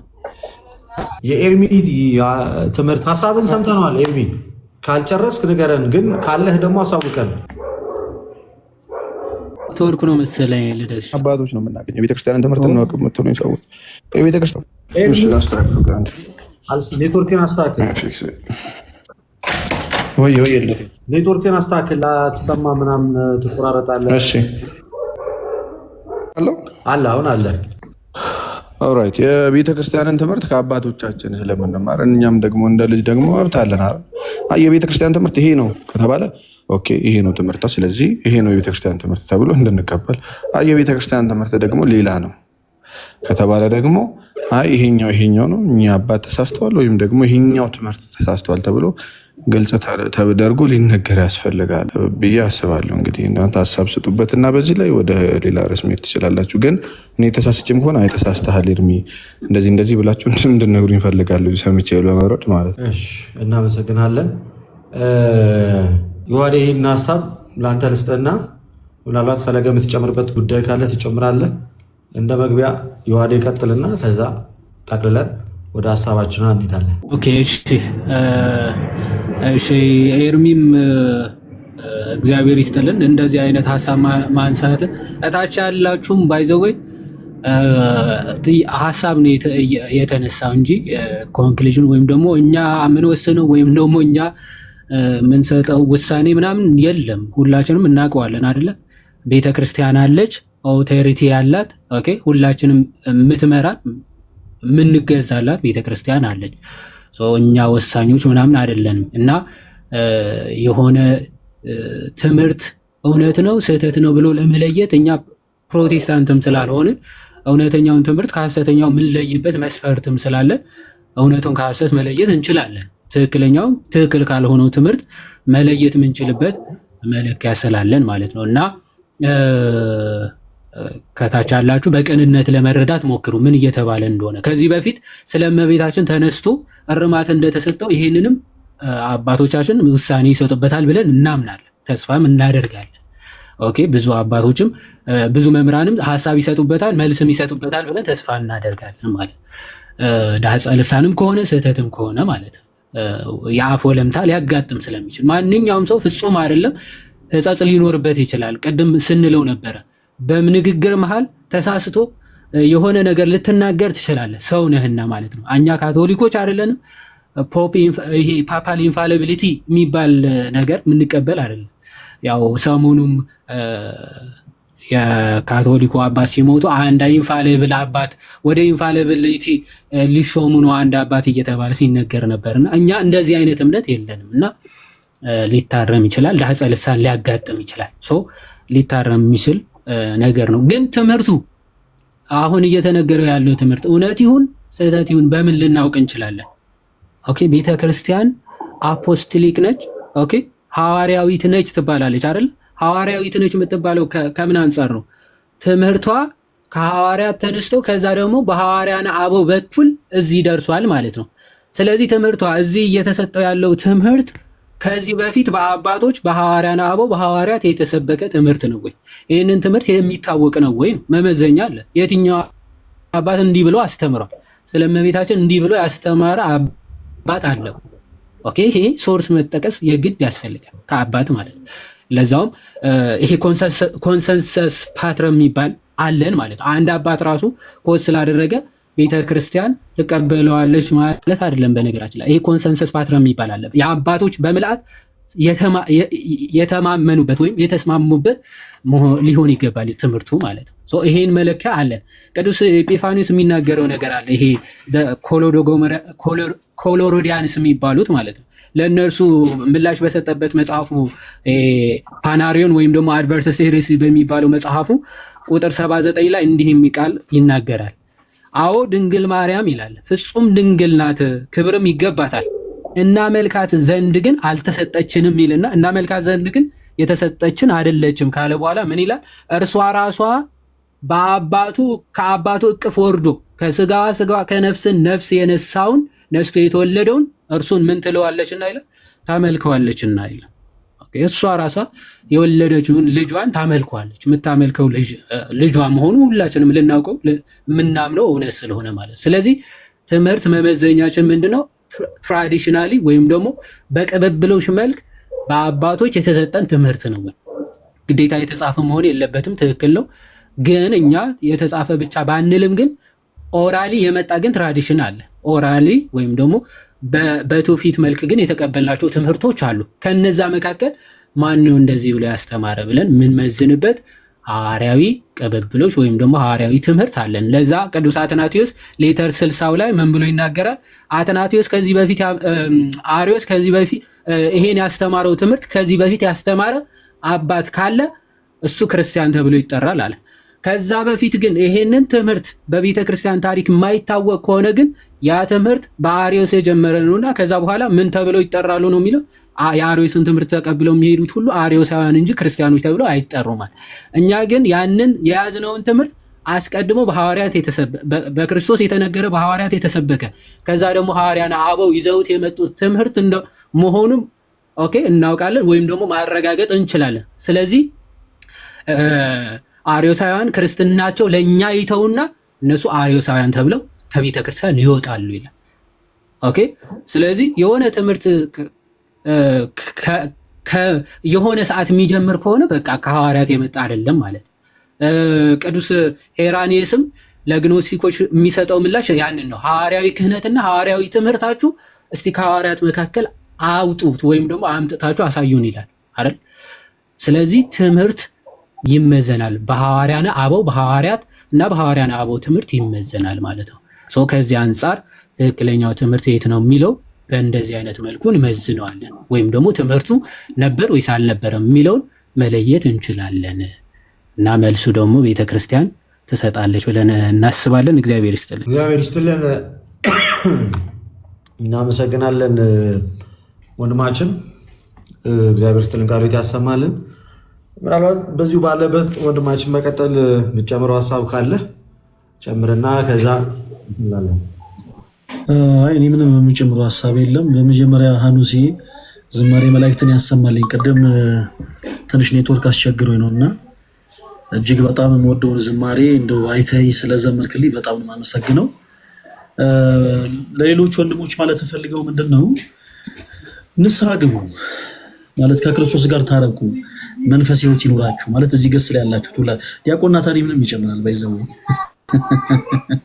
እና ፕሊስ ከክርስቶስ ጋር ታረቁ፣ መንፈሳዊ ሕይወት ይኖራችሁ። አንዳንድ ጊዜ ነጭ ለብሶ ብቻ ላይ ብለ መግባት አይደለም። ሞዴሬተር ስራውን ይሰማል። አይ ማይኩ ስትከፍተው አይሰማም። አይ አይደለም ማይኩን አብርተህ ስታወራ አይሰማም ነበርና ሳጠፋው በደንብ ነው የሚሰማው። ለምን አጥፍታታው? አይ እንትን ንስሐ ግቡ ፕሊስ፣ ከክርስቶስ ጋር ታረቁ። ነጭ ለብሶ ብቻ ላይ መግባት አይደለም። እውነቴን ነው። አንዳንድ ጊዜ ነጭ ለብሶ ብቻ አንተ ማለት ፈልጌ ሳይሆን ጥላኝ ሄደለውለት ታውቃለህ። በፍጹም በፈለገ ሳይ እዛ ቦታ ላይ አይገኝም። እሺ እኔ አባት በቃ ወደ ርዕሱ ግቡ። በደንብ በሀሳቡ ላይ ጥሩ ስለተባለ ምንም ብዙ ማንዛዛት አያስፈልግም። ለትሻ ወደ ርዕሶት መግባት ይችላል። እናዳምጣለን። ኤርሚ አምሮባት ወደ ስክሪኑ አትቅረብ።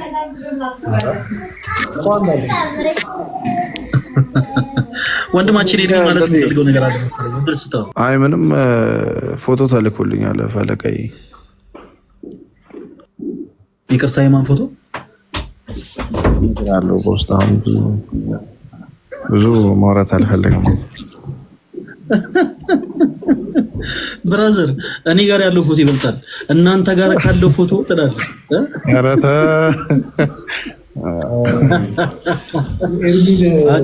አውጥቻ አሳያለሁ። ሀሳብ እንደምታውቁት ቤተክርስቲያን መመዘኛ መጽሐፍ ቅዱስ አላት፣ የራሷ ነው። ባለቤቷ እሷ ናት። የሐዋርያት ትምህርት አለ አፖስቶሊክ ቲቺንግ የምንለው። ከዛ ደግሞ በአፖስቶሊክ ሳክሴሽን ደግሞ የተቀበልነው የሐዋርያን አቦ ትምህርት አለ ሆሊ ትራዲሽን የምንለው። በዋነኝነት የሚጠቅመን ይሄን ከእውነተኛ ምንጭ የተቀዳውን ትምህርት የምናገኝበት መንገድ በቅዱስ ትውፊት በኩል ይሆናል። ቅድም ኮንሰስነስ ፓትረም ያለው ዮሐዴ አባቶች በወጥነት ያስተማሩት ትምህርት፣ ያለ ልዩነት ያስተማሩት ትምህርት ያ ኮንሰንሰስ ፓትረሙን የጠበቀ ወይንም ደግሞ ሐዋርያዊ ትውፊቱን የጠበቀ ትምህርት ነው።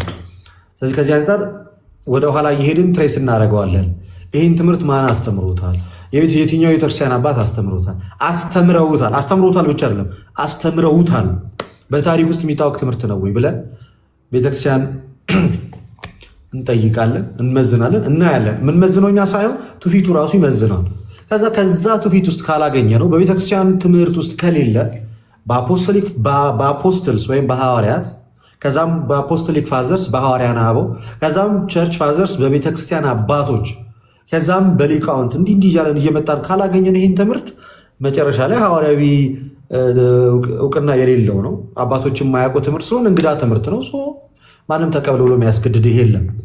ኢቨን አስቀድሞ የአባቶች ውሳኔም እንኳን ከመድረሱ በፊት በዚህ መንገድ ትምህርቱ ልክ ይሁን አይሁን የሚለውን ነገር መዝነን የመቀበል መብት እንዳለን ልናውቅ ይገባል። ቤተክርስቲያን ልጅነት ኦኬ። ይሄ እንዳለ ሆኖ ግን አባቶች ፊት ወጥቶ ደግሞ በአደባባይ ላይ የተሰበከ ስብከት በአደባባይ ላይ የተሰጠ ትምህርት ስለሆነ ልክ ቀድሞ እንደተደረገው ለዚህኛው እርማት ይሰጡበታል ብለን ደግሞ እናስባለን። ይሄን ለማን እንሰጣለን? እንሰራው ለቤተ ክርስቲያን ለቤተክርስቲያን እንሰጣለን። ቤተክርስቲያን ጊዜ ወስዳ ይሄ ነው ብላ ትክክለኛውን ነገር ደግሞ ታሳውቀናለች። ኦኬ ምክንያቱም ትምህርቱ እሷ ጋር አለ፣ ትነግረናለች። እኛም ከእሷ ወስደን አይደለ ይሄ ነገር እንዴት ነው ያልነው። ቤተክርስቲያን ደግሞ ለዚህ ነገር መልስ እንደምትሰጥ ባለሙሉ ተስፋ ነኝ። ልባችን አይታወቅ፣ እንረጋጋ። እኛ ጋር ደስ የሚለው ነገር በቃ መሪ አለን። ኦኬ ዝም ብለን መረን አይደለንም። መሪ አለን፣ ሰብሳቢ አለን። ማንም እንደ ልቡ የልቡን ሀሳብ የሚገልጽበት የሚናገርበት ቦታ መድረክ አይደለም። መድረኩ የመንፈስ ቅዱስ ነው። ትምህርቱ የሐዋርያት ነው። እዚያንን ተከትለን የምንሄደው ማንኛውም ሰው ይመዘናል። በቃ ደስ የሚለው ይሄ ነው። ለዛ ነው የቤተ ክርስቲያን ናት የማትሳሳተው ስንል ትምህርቷ ነው ማይሳሳተው እያልን ነው። ያ ትምህርቱ ይመዝነዋል ሁሉንም ነገር። ይሄ ልንጠብቅ ይገባል ነው ኤርሚ ባጭሩ። እሺ ቃሎት ያሰማልኝ። ሁለታችሁም ግልጽ ነው የተናገራችሁት ነገር። ኦብቪየስሊ ከቤተክርስቲያን እንጠብቃለን። አሁን ምን መሰለህ ልደት፣ አሁን አለመቀበል ትችላለህ የሚባል ትምህርት አይደለም ትምህርቱ። ይሄ አሁን ሊቆጠቁጦ ይችላል ብዙ ሰው፣ ግን እንደዛ የሚባል ነው። እንደው ቤተክርስቲያን ለምሳሌ ይሄ ትምህርት የቤተክርስቲያን ሆኖ እኔ በራሴ መዝኜ አለመቀበል እችላለሁ ብዬ ግን ደግሞ እንደዚህ ከሚያምን ሰው ጋር ህብረት አደርጋለሁ። ለምሳሌ ታደርጋለህ ልደት? አላደርግም እኔ ኢየሱስ። ስለዚህ ይሄ ትምህርት መሰረታዊ የድህነት ትምህርት ስለሆነ ቤተክርስቲያን ደግሞ መልስ እስካሁን ሰጥታ ከሆነ እኔ ደስ ይለኛል ባውቃ። እኔ እንጃ ግን ብቻ እኔ ብዙ ሰው እዚህ ጋር ጥያቄ ስመልስ ምናምን በጣም እውቀት እንዳለው ሰው ምናምን ስለሚያዩ ነው። እኔ እውቀቴ ከነዛ አንዳንድ ከሌላ እምነት። ስለዚህ ቤተክርስቲያን መልስ ቤተክርስቲያኑ ደግሞ የኔም ነች፣ የድሮዬውም ነች፣ የሁሉም ነች እና ልክ እንደዛው የቤተክርስቲያን ነው እያልኩ አይደለም። ይሄ ትምህርት ግን የቤተክርስቲያን ካልሆነ ደግሞ የቤተክርስቲያን አይደለም መባል አለበት። ይሄ መሰረታዊ የድህነት ትምህርት ስለሆነ ልክ ነኝ? ያ ልክ ነው ወይ? ይሰማል? ይሰማል። እሺ አይ ቲንክ ምናልባት እዚህ ላይ ስለ ቸርች ፋዘር ስለተነሳ አንድ ሀሳብ እዚች ላይ ባጭሩ ለማለት ያህል ኤርሚዬን ቀጥታ ለማውራት ያህል የቤተክርስቲያን አባቶች ወይም ቸርች ፋዘርስ ስንል ሃይማኖታቸውን እየጠበቁ ስለ ሃይማኖታቸው ዋጋ የከፈሉ ሃይማኖታዊን አስተምሮን ያስቀጠሉ ስለ ሃይማኖታዊ ትምህርታቸው ዋጋም የከፈሉ ሰዎች የቸርች ፋዘርስ ወይም አፖስቶሊክ ሰክሴሽን ላይ እነዚህን እንላለን። ክህነታዊ አባትነት፣ የንስሐ አባትነት አለ። ብዙ አይነት አባትነት አለ። በቤተክርስቲያናችን ግን በቀኖና እንደሚታወቀው ከሆነ አንድን ቸርች ፋዘር ብላ የምትሰይምበት ኢቨን አንዳንዶቹን 50 ዓመት ሁሉ የሚታይበት ጊዜ አለ። አሁን ለምሳሌ መልአከ ብርሃን አድማሱ ጀንበሬን በሊቅነትና በአባትነት ለመቀበል 50 ዓመት አልሞላም ተብሎ ሲደረግ ታስታውሳላችሁ አይደል? ስለዚህ የቸርች ፋዘርስ የምንልበት የራሱ ሪኳየርመንት አለና ሩጫቸውን ያልጨረሱ የክህነት አባትነታቸው እንደተጠበቀ፣ የክርስትና አባትነታቸው የነፍስ አባትነታቸው እንደተጠበቀ፣ ነገር ግን ሩጫቸውን ያልጨረሱ ሰዎችን ልክ ሩጫቸውን ጨርሰው እንደሄዱት አባቶች አይነት ትረስት አንጥልባቸው ማለት ነው። ኤርሚዬ እየሰማኸኝ ከሆነ ሩጫቸውን ያልጨረሱ ሰዎች አሉ። ሩጫቸውን ግን ከጨረሱ በኋላ ደግሞ እንደ ቤተክርስቲያን ሪኮግናይዝ የሚደረጉ እንደ አባቶች። ስለዚህ ሩጫቸውን ጨርሰው ሃይማኖትን አስጠብቀው ስለ ሃይማኖታቸው ዋጋ የከፈሉትን ሰዎች የእነሱን አስተምሮ እንከተላለን ማለት ነው ቤተክርስቲያናችንን ስንል። ግን ሩጫቸውን ገና ያልጨረሱትን ግን ቤተክርስቲያን ኃላፊነት ያለባቸው ሰዎች ፍጹም ድግፍ ብለን ብቻ ሳይሆን በቤተክርስቲያን አትሳሳትም ብለን የምናምነው እና ከዛ አንጻርም አንዳንዴ እዛ እንደ አይነት ነገሮች ሲፈጠሩ ትንሽ ሆልድ ለመሆንም ትንሽ ጊዜ ብንወስድ ከሚለው አንጻር ለማለት ነው። ኤርሚ ልክ ነው። በቃ አሁን እዚህ ላይ በቂ ሀሳብ ሰጥተንበታል። ሁላችንም እናመሰግናለን። ወደ ውይይቶቹ ብንገባ ምን ይመስላችኋል? ወደ ውይይቶቹ ወደ ትምህርቶቹ ብንገባ ሞር የተሻለ ይመስለኛል ብዬ አስባለሁ። እንደ ሀሳብ ቤተክርስቲያን ድምፁን ትሰማለች። ሚዲያው ባይዜ ሚዲያ ላይ ስለተነገረ እኮ ነው። የአቡነ ገብርኤል የስተት ትምህርት በሚዲያ ላይ ስለታየ ነው። ገብቷችኋል? ቤተክርስቲያን ጋር የደረሰው የሚዲያ ጥቅሙ ቀላል አይደለም። ያ በፍኖተ ጽድቅ የተላለፈውን ከዛ በኋላ በቲክቶክ ላይ በሚገኙ ሚዲያ በስፋት ሲሰራጭ ሲታይ ነው አባቶች ጆሮ ጋር የደረሰው። ከዛ ጊዜ የሰጡት፣ ከዛ የሰሙት፣ ከዛ ያደመጡት፣ ከዛ መርምረው መጨረሻ ላይ ይሄ ነው ያሉት። የሚዲያው ኢንፍሉዌንስ ነው እንጂ ሌላ ምንም ነገር አይደለም። ለዛ የሚዲያ ኢንፍሉዌንስ በጣም ከፍተኛ ስራ ነው የሚሰራው። ይህንንም ያየነው እኮ ሚዲያ ላይ ነው እኮ። አሁን አዛኤል ሚዲያ ባይለቀቅ ይህን ነገር አናየው። ግን ችግሩ መጀመሪያ ሀሳቡን ሙሉ ለሙሉ ለማየት ጥረት ማድረግ ይኖርብናል። ገብተን በምን ጉዳይ ትምህርት ሲሰጥ ነው ይህ ነገር የተነሳው፣ ከምን አንጻር ነው የሚለውን ሙሉን ሀሳብ አይተን ይሄ ነገር ከዚህ አንጻር ልክ አይደለም የሚለው ነገር ይቀጥላል። አሁንም እኛ የምናደርገው ጥረት እኛ የምናወጣው ድምፅ አባቶች ጋር ይደርሳል። አባቶች ያንን ነገር ተከታትለው ይሰሙታል፣ ያዳምጡታል። እዛ ይሄ ነገር ልክ ነው፣ ይሄ ነገር እንዲህ ነው የሚለውን ምላሽ እነሱ ይሰጡበታል ማለት ነው። ስለዚህ እኛ ግን ድምፃችንን ማሰማቱ ግዴታ ነው። እኔ ሁልጊዜ የምለው የሆነ ስተት ሲፈጠር ያንን ስተት ለማስተካከል ሌላ ስተት መስራት ተገቢ አይደለም። የእመቤታችን የንጽሕተ ንጹሐን የቅድስተ ቅዱሳን የድንግል ማርያምን ቤዛዊት ዓለምነት ለማስረዳት የክርስቶስን የቤዛነት ስራ ጥያቄ ውስጥ መክተት አግባብ አይደለም። አብሮ መሄድም ነገርም ስላልሆነ ማለት ነው። ምክንያቱም የቤዛነት ስራ የስግው ቃል ስራ ነው እና ይህንን ልናይ ይገባል። ከእመቤታችን ምንም እንኳን ከስጋዋ ስጋ ቢነሳ እሷን አልተዋህዳትም። መለኮት ማርያምን አይደለም ቶታሊ ተዋህዶ ከፍሎ ነው የተዋህደው ከስጋ የሰውን ባህሪ ከእሷ ከፍሎ ነው የወሰደው። ተካፈለ ነው የሚለው መጽሐፍ። ከተካፈለ በኋላ የራሱ ገንዘብ ሆናል።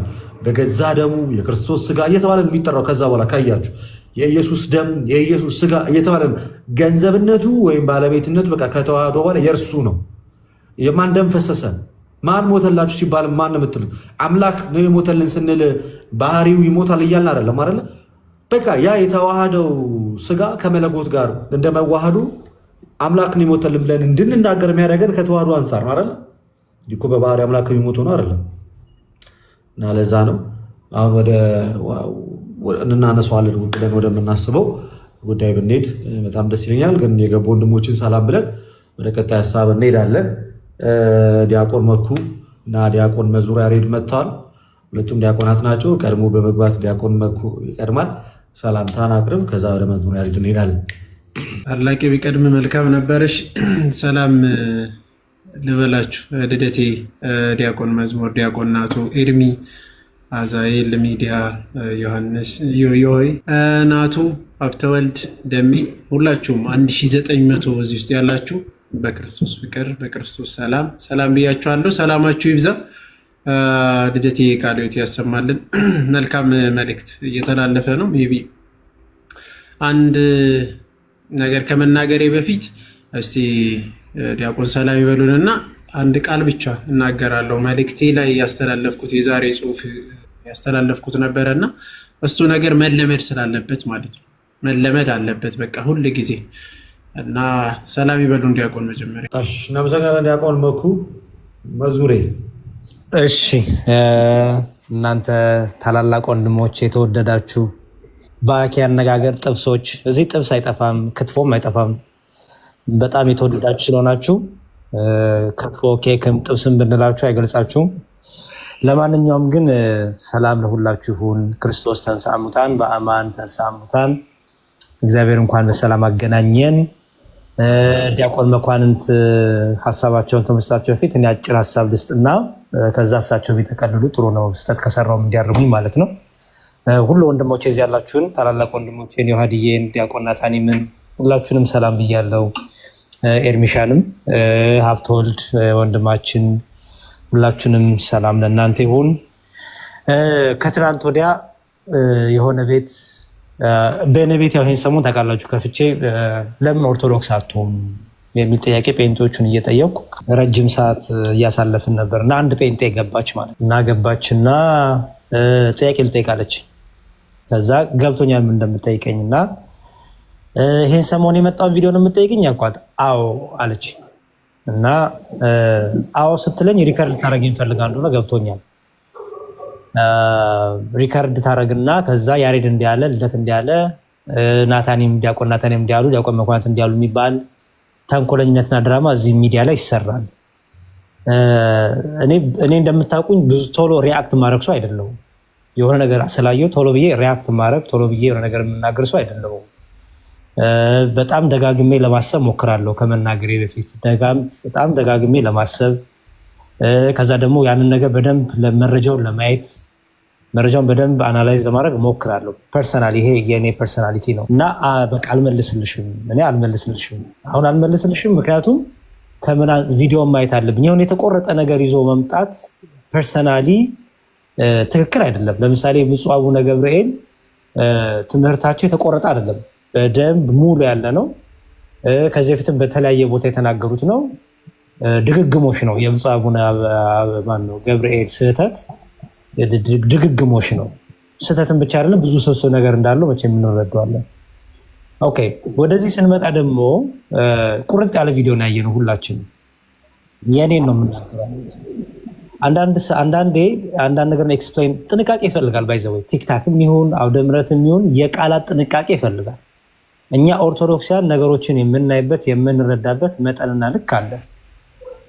አንዳንዴ የእኛ ቋንቋ ሌሎቹ አይገባም። ልደትሻ እኛ ኤክስፕሌን የምናደርግበት መንገድ ሌሎቹ አይረዱትም። ለምሳሌ አሁን ኢየሱስ ክርስቶስ አምላካችን ከኔ ይበልጣል አለ።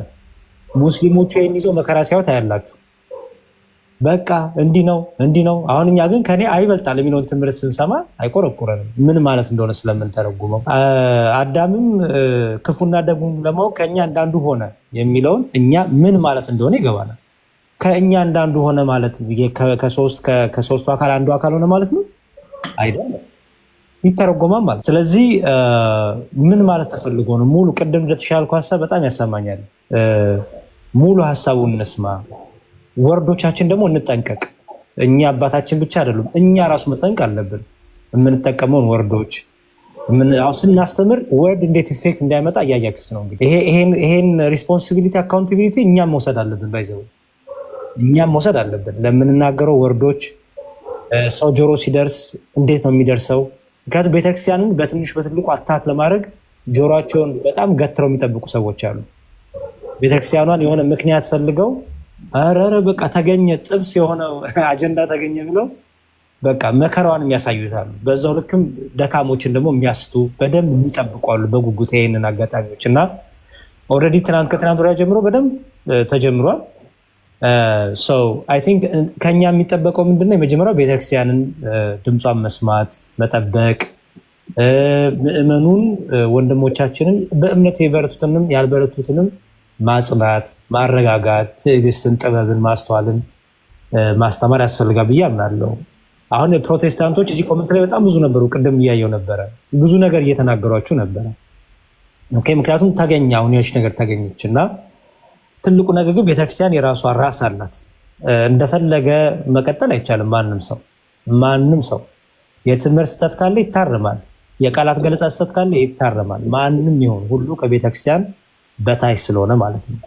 አንዳንዴ ግን ትምህርቱ የምንገልጽበት መልኩ ትምህርቱ ትክክል ሆኖ ትምህርቱን ግን ወርዲንጉ ግን ብዙ ኮንትራዲክሽን ብዙ ኮንፊውዥን ያመጣል። ያን እንዴት ይታረም? ዲስከሽኖች ይፈልጋሉ። ቤተክርስቲያን ደግሞ ራስ አላት፣ ሊቃውንት ጉባኤ አለ። እነዚህን ሁሉ እንዲያረግ አድርገን ትተን ይሄ ስሜታ የምንሆነውን ነገር በረድ አድርገን ቶሎ ሪአክት የምናደርገውን ነገር አሁንም በረድ አድርገን አይ ቲንክ ጥበብ ማስተዋል ይፈልጋል ዘመኑ ባይነኝ እኔ በቃ በጣም ጥበብ ማስተዋል እርጋታ ይፈልጋል እና ለቤተክርስቲያን ይሄን ነገር አደራ ሰተን እኔ እንደዚህ አይነት ነገር ሲፈጠሩ ጨርሻለሁ ሀሳቤን። እሺ እንደዚህ አይነት ነገር ሲፈጠሩ ደስ የሚለኝ ነገር ቤተክርስቲያን ባለቤት አላት። በቃ ማንም ሰው የፈለገውን እየተናገረ እኔም ልደትም እዚህ ያለ ነው ደግሞ አባቶቻችንም እንዲሁ ከስሜታችን እየተናገርን የምናፈልቀው ነገር በቤተክርስቲያን ትምህርት ይመዘናል at the end of the day። ምክንያቱም ራስ አለችን። ልዩነታችን ውበታችን ነው የሚባል ትምህርት በእኛ የለም። ልዩነት እኮ በጣም መገለጫችን ነው። የትምህርት ልዩነታችን እኮ ውበታችን ነው የምንለው ነገር የለም እኛ። አይ ቲንክ ህዝቡን በዛ መልኩ አንደርስታንድ ማድረግ አለበት እና ቶሎ ሪአክት የምናደርገው ነገር ቶሎ ኢሞሽናል የምንሆነው ነገር ገደብ አድርገን ጥበብ ማስተዋል ይዘን ቤተክርስቲያንን ድምጿን በመጠበቅ እኛም ደግሞ እንደ ልጅነት መንፈስ ደግሞ በእርጋታ በትህትና መጠየቅ ያለብን እየጠየቅን አይ ቲንክ ሁሉንም በዚህ መልኩ ማስኬዱ ጥሩ ነው። ምክንያቱም አንዳንዴ ለመልካም ነገር ያደረገው ነገር ለሌላ ሰዎች ገቢ የሆንና እንደ ዌፐን ተመልሶ እኛም ይገርፈናል፣ ሌሎቹንም ደግሞ ያስታል። እና ከኛም ጥበብ ማስተዋል ያስፈልጋል ብዬ አምናለሁ። በተረፈ በጣም አሪፍ ነው እንዲከፍታችሁ ዲስከሽን መፈጠሩ ይለትሻ እና እግዚአብሔር ይስጥልኝ። ዲያቆናት ክህነት ይባርክልን፣ ከፍ ወዳለው ማድረግ ያደርስላችሁ። እግዚአብሔር ይስጥልኝ። አሚን። እግዚአብሔር ይስጥልን። እናመሰግናለን። ሀሳብ እናከብራለን። እውነቱን ለመናገር ሰከን ብሎ ማሰብ ምንጊዜም አዋጭ ነው። አይ ቲንክ ይመስለኛል፣ ምናልባት እኔ ይሆናለሁ ይመስለኛል የመጀመሪያው ሰው ቪዲዮ ስሰራ አላየሁም። ሌላ ሰው ሰርቶ ከሆነ አላውቅም። አዛይል ሚዲያ ላይ ሄጄ ሙሉ ሀሳቡን ለመስማት ሞክሬ ነበር። ወደ 19 ደቂቃ ነገር ነበር አይደለ? እንደዛ አካባቢ ነው እና ሙሉ አይደለም ስለዚህ የተነገረው። ለመናገር ብዙ ሀሳቦች ተላልፈውበታል። ችኛዋ ሀሳብ የሆነ ፓርት ላይ ነው የገባቸው እንጂ ሙሉ ትምህርቱ ይሄ አልነበረም። አውደ ምሕረት ላይ ትምህርት ተሰጥቶ አልቆ ወደ ብፁዕ አባታችን ከመሄዱ በፊት እሳቸው እንደ ቃል አይደለም እንደ መልእክት አድርገው ሲያስተላለፉ የተሰጠ ነገር ነው። እንደ ስብከት አይደለም ሚዲያ ላይ የተላለፈው፣ በሰዓቱ እንደ መልእክት ነው የተላለፈው። እናም ታርጌት ያደረገው ደግሞ እመቤታችን ድንግል ማርያም ቤዛዊተ ዓለም አትባልም ተብሎ ቀድሞ ከተነገረው ንግግር ጋር ለእርሱ እንደ ሪፍሌክሽን ነገር ነው እና የተደረገው። ስመለከተው እሱም ያገኘሁት የብፁዕ አባታችን የአቡነ ሕዝቅኤልም ትምህርት ትንሽ ከሳቸውም ቆየት ያለ ተመሳሳይ ሰዓት የተሰጠ ትምህርትም አይደለም እና እነዚህ አይነት ሁለት ነገሮችን የያዘ ሀሳብ አለው ላዩ ላይ። ቅድም ከመምህር በረከት አዝመራው ጋር እያወራን ነበር። አንዳንድ ጊዜ የቪዲዮ መርዘም እና የቪዲዮ ማጠር ሳይሆን በተላለፈበት ሰዓት ላይ ብቻ ግልጽና አጭር የሆነ ሙሉ ሀሳብ የምናገኝ ከሆነ ከተነገረው ነገር የቪዲዮ መርዘሙ እና ማጠሩ ሳይሆን ከተነገረው ንግግር ግልጽ የሆነ ሀሳብ ካገኘን ያንን ሀሳብ እንደ መነሻ መያዝ እንችላለን። በዛች በተራ አሁን 19 ደቂቃ ነው ብያቸዋል። ከ19 ደቂቃ ውስጥ 2 ደቂቃ ምናምን ብትሆናት እቺ ነገር የተነገረችው። ከ2 ደቂቃ ውስጥም ደግሞ የመጀመሪያው መግቢያ ላይ ነው ሀሳብ የተሰጠችው እኔ እስካየሁት ድረስ ሙሉ ለማየት ስለሞከርኩ እና በዛ ላይ ሳየው የተነገረው አረፍተ ነገር ሙሉ ነው እና ደቂቃዋ ማጠሯ ሳይሆን የተነገረው አረፍተ ነገር በራሱ ሙሉ ነው። ሲጣራ ደግሞ የራሱን ስህተት ያለው አረፍተ ነገር ነው። አንዳንድ ጊዜ ኦርቶዶክሳዊ ባህል አረዳዶች አሉ። እነዚህ አረዳዶች ከሌሎቹ ሃይማኖቶች የሚለዩ ናቸው እና እኛ ትምህርታችን የምናገኝባቸው ናቸው እንጂ በግልጽ ቃላቶቹ ተጣሞ ሲመጡ ኦርቶዶክሳዊ አረዳድ ያንን ያስተካክለዋል ማለት አይደለም።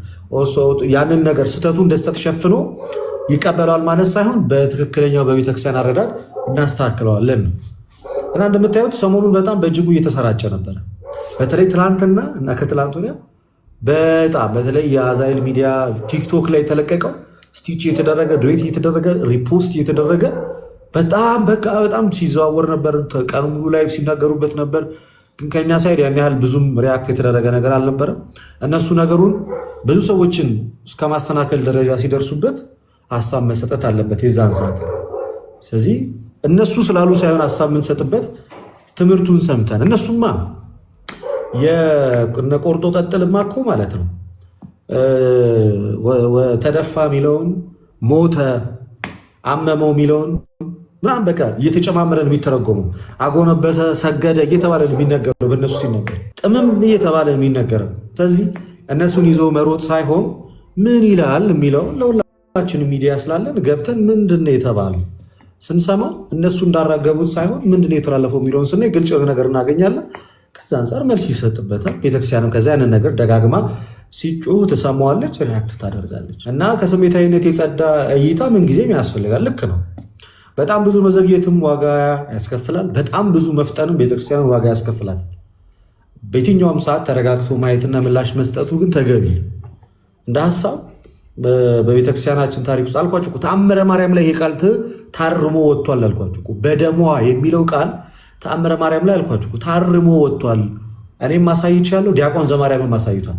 በደሟ ከልጇ ጎን በፈሰሰ ደሟ ነበር የሚለው ተአምረ ማርያም በፊት የነበሩት ቅጂዎች። አሁን የወጣው በብፁዕ ቅዱስ አቡነ ማትያስ ታርሞ የወጣው ተአምረ ማርያም ላይ በልጇ ደም ነው የሚለው። ይሲ በልጇ ደም ብሎ አርሞታል፣ አስተካክሎታል። ይህ ንግግር ማለት ብፁዕ አባታችን አቡነ ሕዝቅኤል እና ቆሞስ አባ ማን ነበሩ? ስማቸውን እሳቸው ይከብዳል አልያዝኩትም።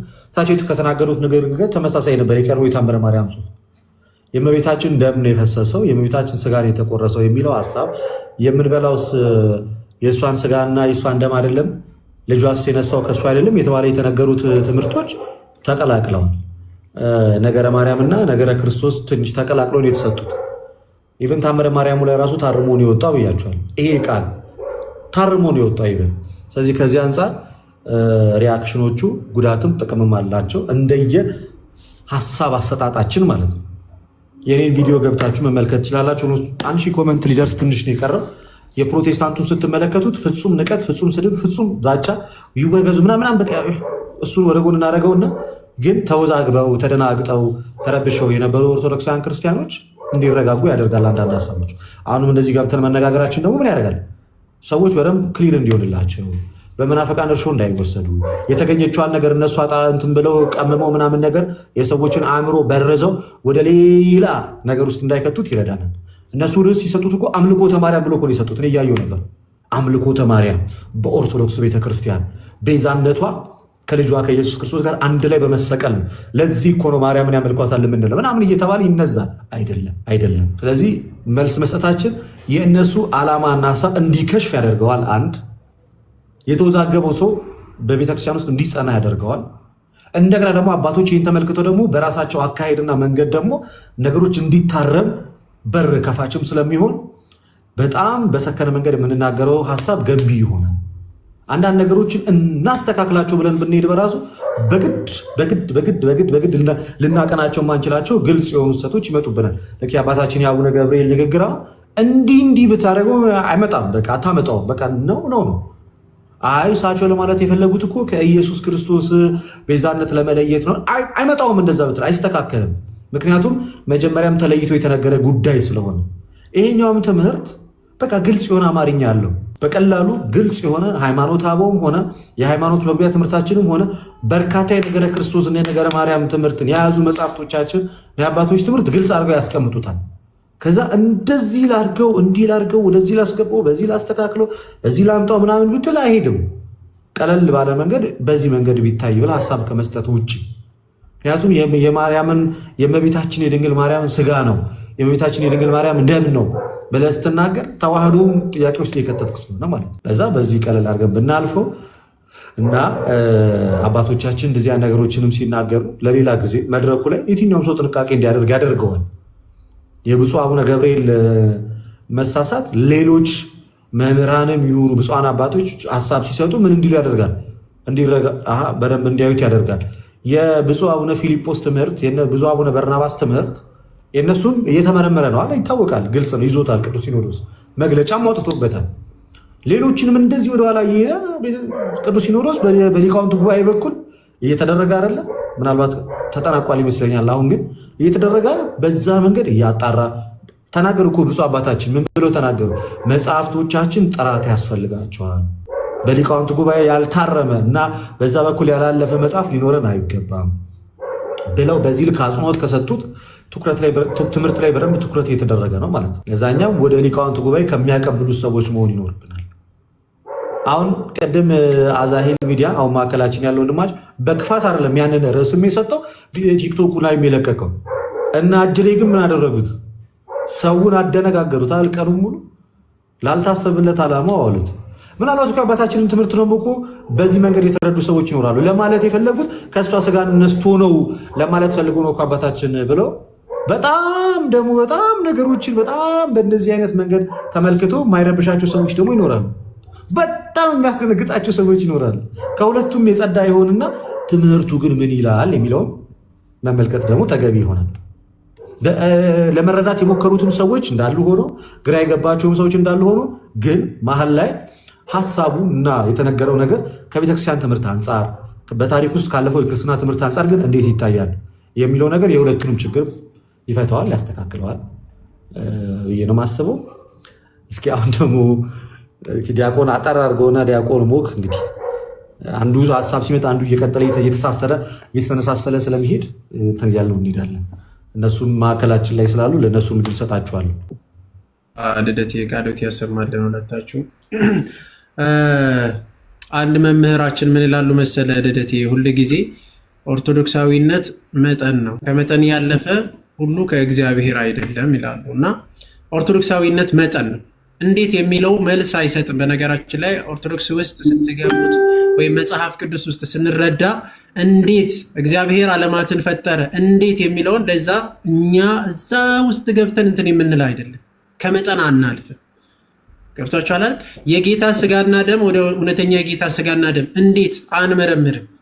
ምን መረምር አይደለም፣ በቃ መጠን ነው ማለት ነው። መምራችን መጠን ያሉ ገብታችኋል?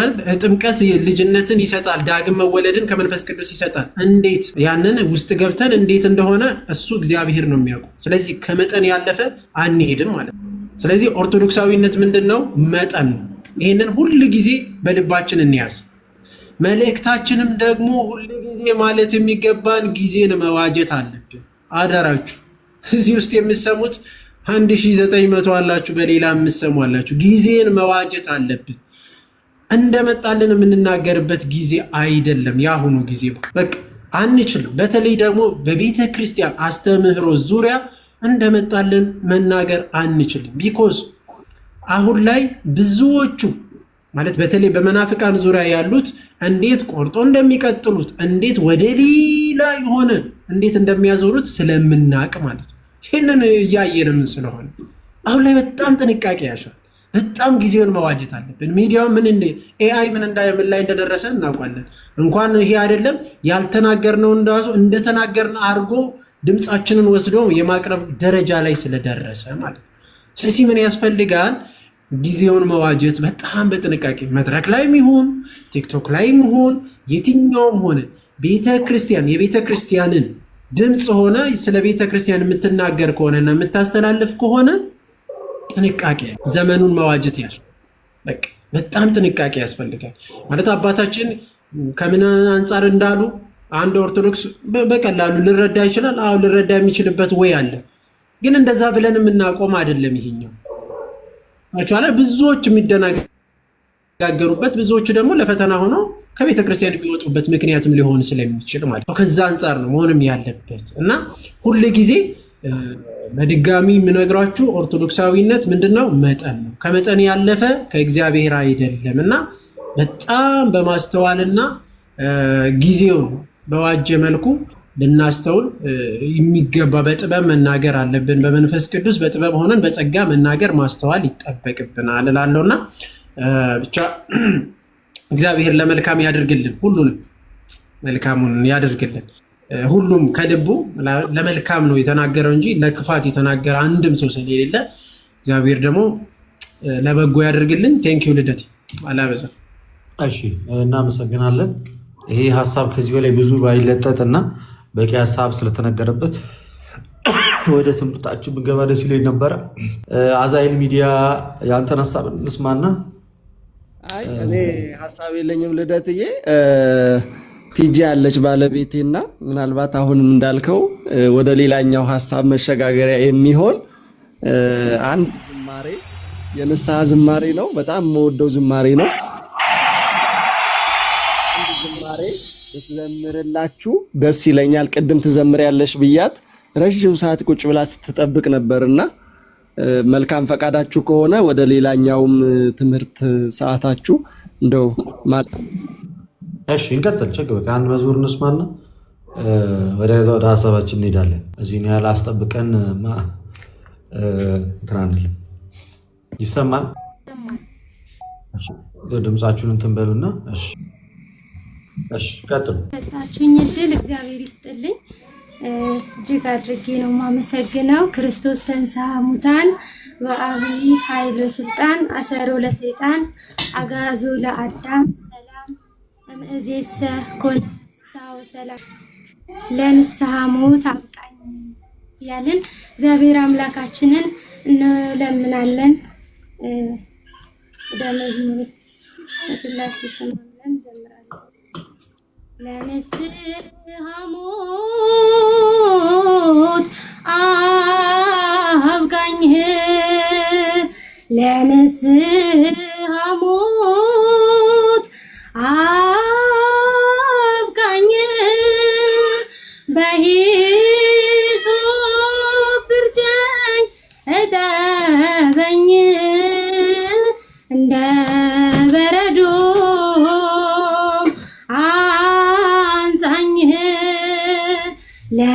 ለንስሐ ሞት አብቃኝ ለንስሐ ሞት አብቃኝ በሂሶጵ እርጨኝ እጠበኝ እንደ በረዶም አንጻኝ አመፃ የበዛ ኃጢአትን ጨመርኩኝ ልቤ ደነደነ ክፋትን ፈጸምኩኝ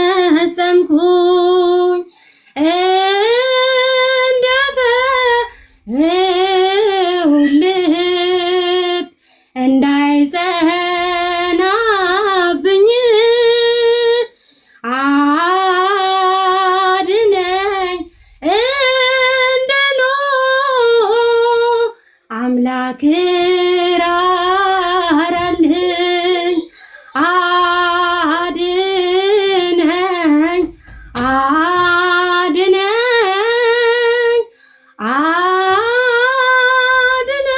አድነኝ ስለ ድንግል ብለህ አድነኝ አድነኝ አድነኝ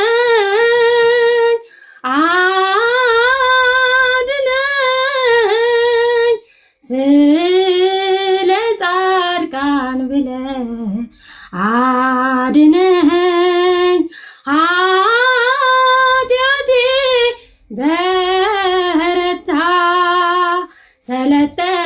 ሰለጠነብኝ ከቃል አስወጣኝ ሕግህን ጣስኩኝ እንደ ነነዌ ሕዝብ ንስሐን ስጠኝ ምሕረትህን ንገር አምላክ ራራልኝ አድነኝ አድነኝ አድነኝ እንደ ቸርነትህ አድነኝ አድነኝ አድነኝ አድነኝ እንደ ምሕረትህ አድነኝ ያደፈው ገላዬን አንተ አጥራልኝ ከሰዶም ገሞራ እንዳይብስብኝ መንገድና ሕይወት አንተውነ ምራኝ የቅዱስ ጴጥሮስን ንስሐን ስጠኝ መንገድና ሕይወት አንተውነ ምራኝ የቅዱስ ጴጥሮስን ንስሐን ስጠኝ አድነኝ አድነኝ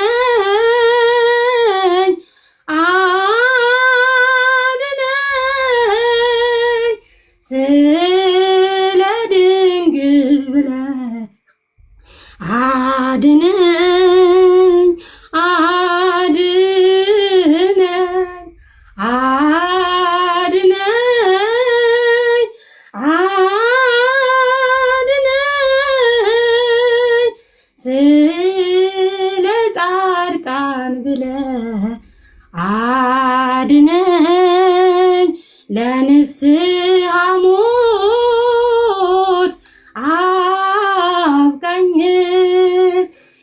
ለንስሐ ሞት አብቃኝ በሂሶጵ እርጨኝ እጠበኝ እንደ በረዶም አንጻኝ።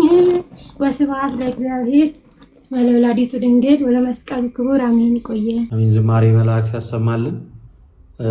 አሜን። እግዚአብሔር አምላክ ከመጣብን ነገር ሁሉ ያድነን፣ የዘላለም ሕይወትን የሚያድለን፣ እስከ መጨረሻው የሚያጽናን፣ ጊዜውን የጠበቀ ወቅቱን የጠበቀ ደስ የሚል ዝማሬ ነው። ዝማሬ መላእክት ያሰማልን። እናመሰግናለን እህታችን። መልካም ይሁን። እኛ ከታች ሆነን እንከታተላለን። ቲጂ የናዝሬት ደብረ ፀሐይ ቅድስት ማርያም ቤተክርስቲያን ሰንበት ትምህርት ቤት ፍሬ ናት። ውዷ ባለቤቴ ማለት ነው። እጅግ ግሩም ድምፅ አላት። እኔም ብትዘምር ያው ደስ ስለሚለኝ ነው ገፋፍቼ ነይ ትዘምር ያለሽ ብያ ረጅም ሰዓት ስለቆየች ነው ጊዜያችሁን የወሰድነው። ድሉንም ስለሰጣችሁ እናመሰግናለን። ለተፈጠረውም ነገር ከዩቲዩብ ላይም ከቲክቶክ ላይም ቪዲዮ ግን ለጥያቄ የሚፈለጉ ከሆነ ቪዲዮዎቹ አሉ እኔ ጋ። ማንኛውን ጥያቄ ከቤተ ክህነትም ከሊቃውንትም ቪዲዮዎቹ ውስጥ የታሉቸው ከተባለ ምናልባት የተቆራረጠ ነገር ስለሆነ ሌላው ሰው ጋር የሚኖረው እኔ ጋ አሉ። እኔ ማቅረብ እችላለሁ። ታይመልወድ ይቻላል። ዩቲዩቡ ላይ ከላይ ዋናው የኔ ስልክ ነው የተቀመጠው፣ በዛ ታገኙኛላችሁ። ከስር ሆነን እንከታተላለን። ሰላም ቆዩልኝ። አሜን። እናመሰግናለን ወንድማችን፣ እግዚአብሔር ይስጥልን፣ ዝማሬ መላእክት ያሰማልን። እናመሰግናለን በጣም። ኦኬ እሺ፣ ወደ ሀሳባችን ወደ ዕለቱ ጉዳይ እንገባለን። ያው አንዱ ሲነሳ አንዱ ሲነሳ አንዱ እያለ ስለሚሄድ በስመ አብ ወወልድ ወመንፈስ ቅዱስ አሃዱ አምላክ አሜን።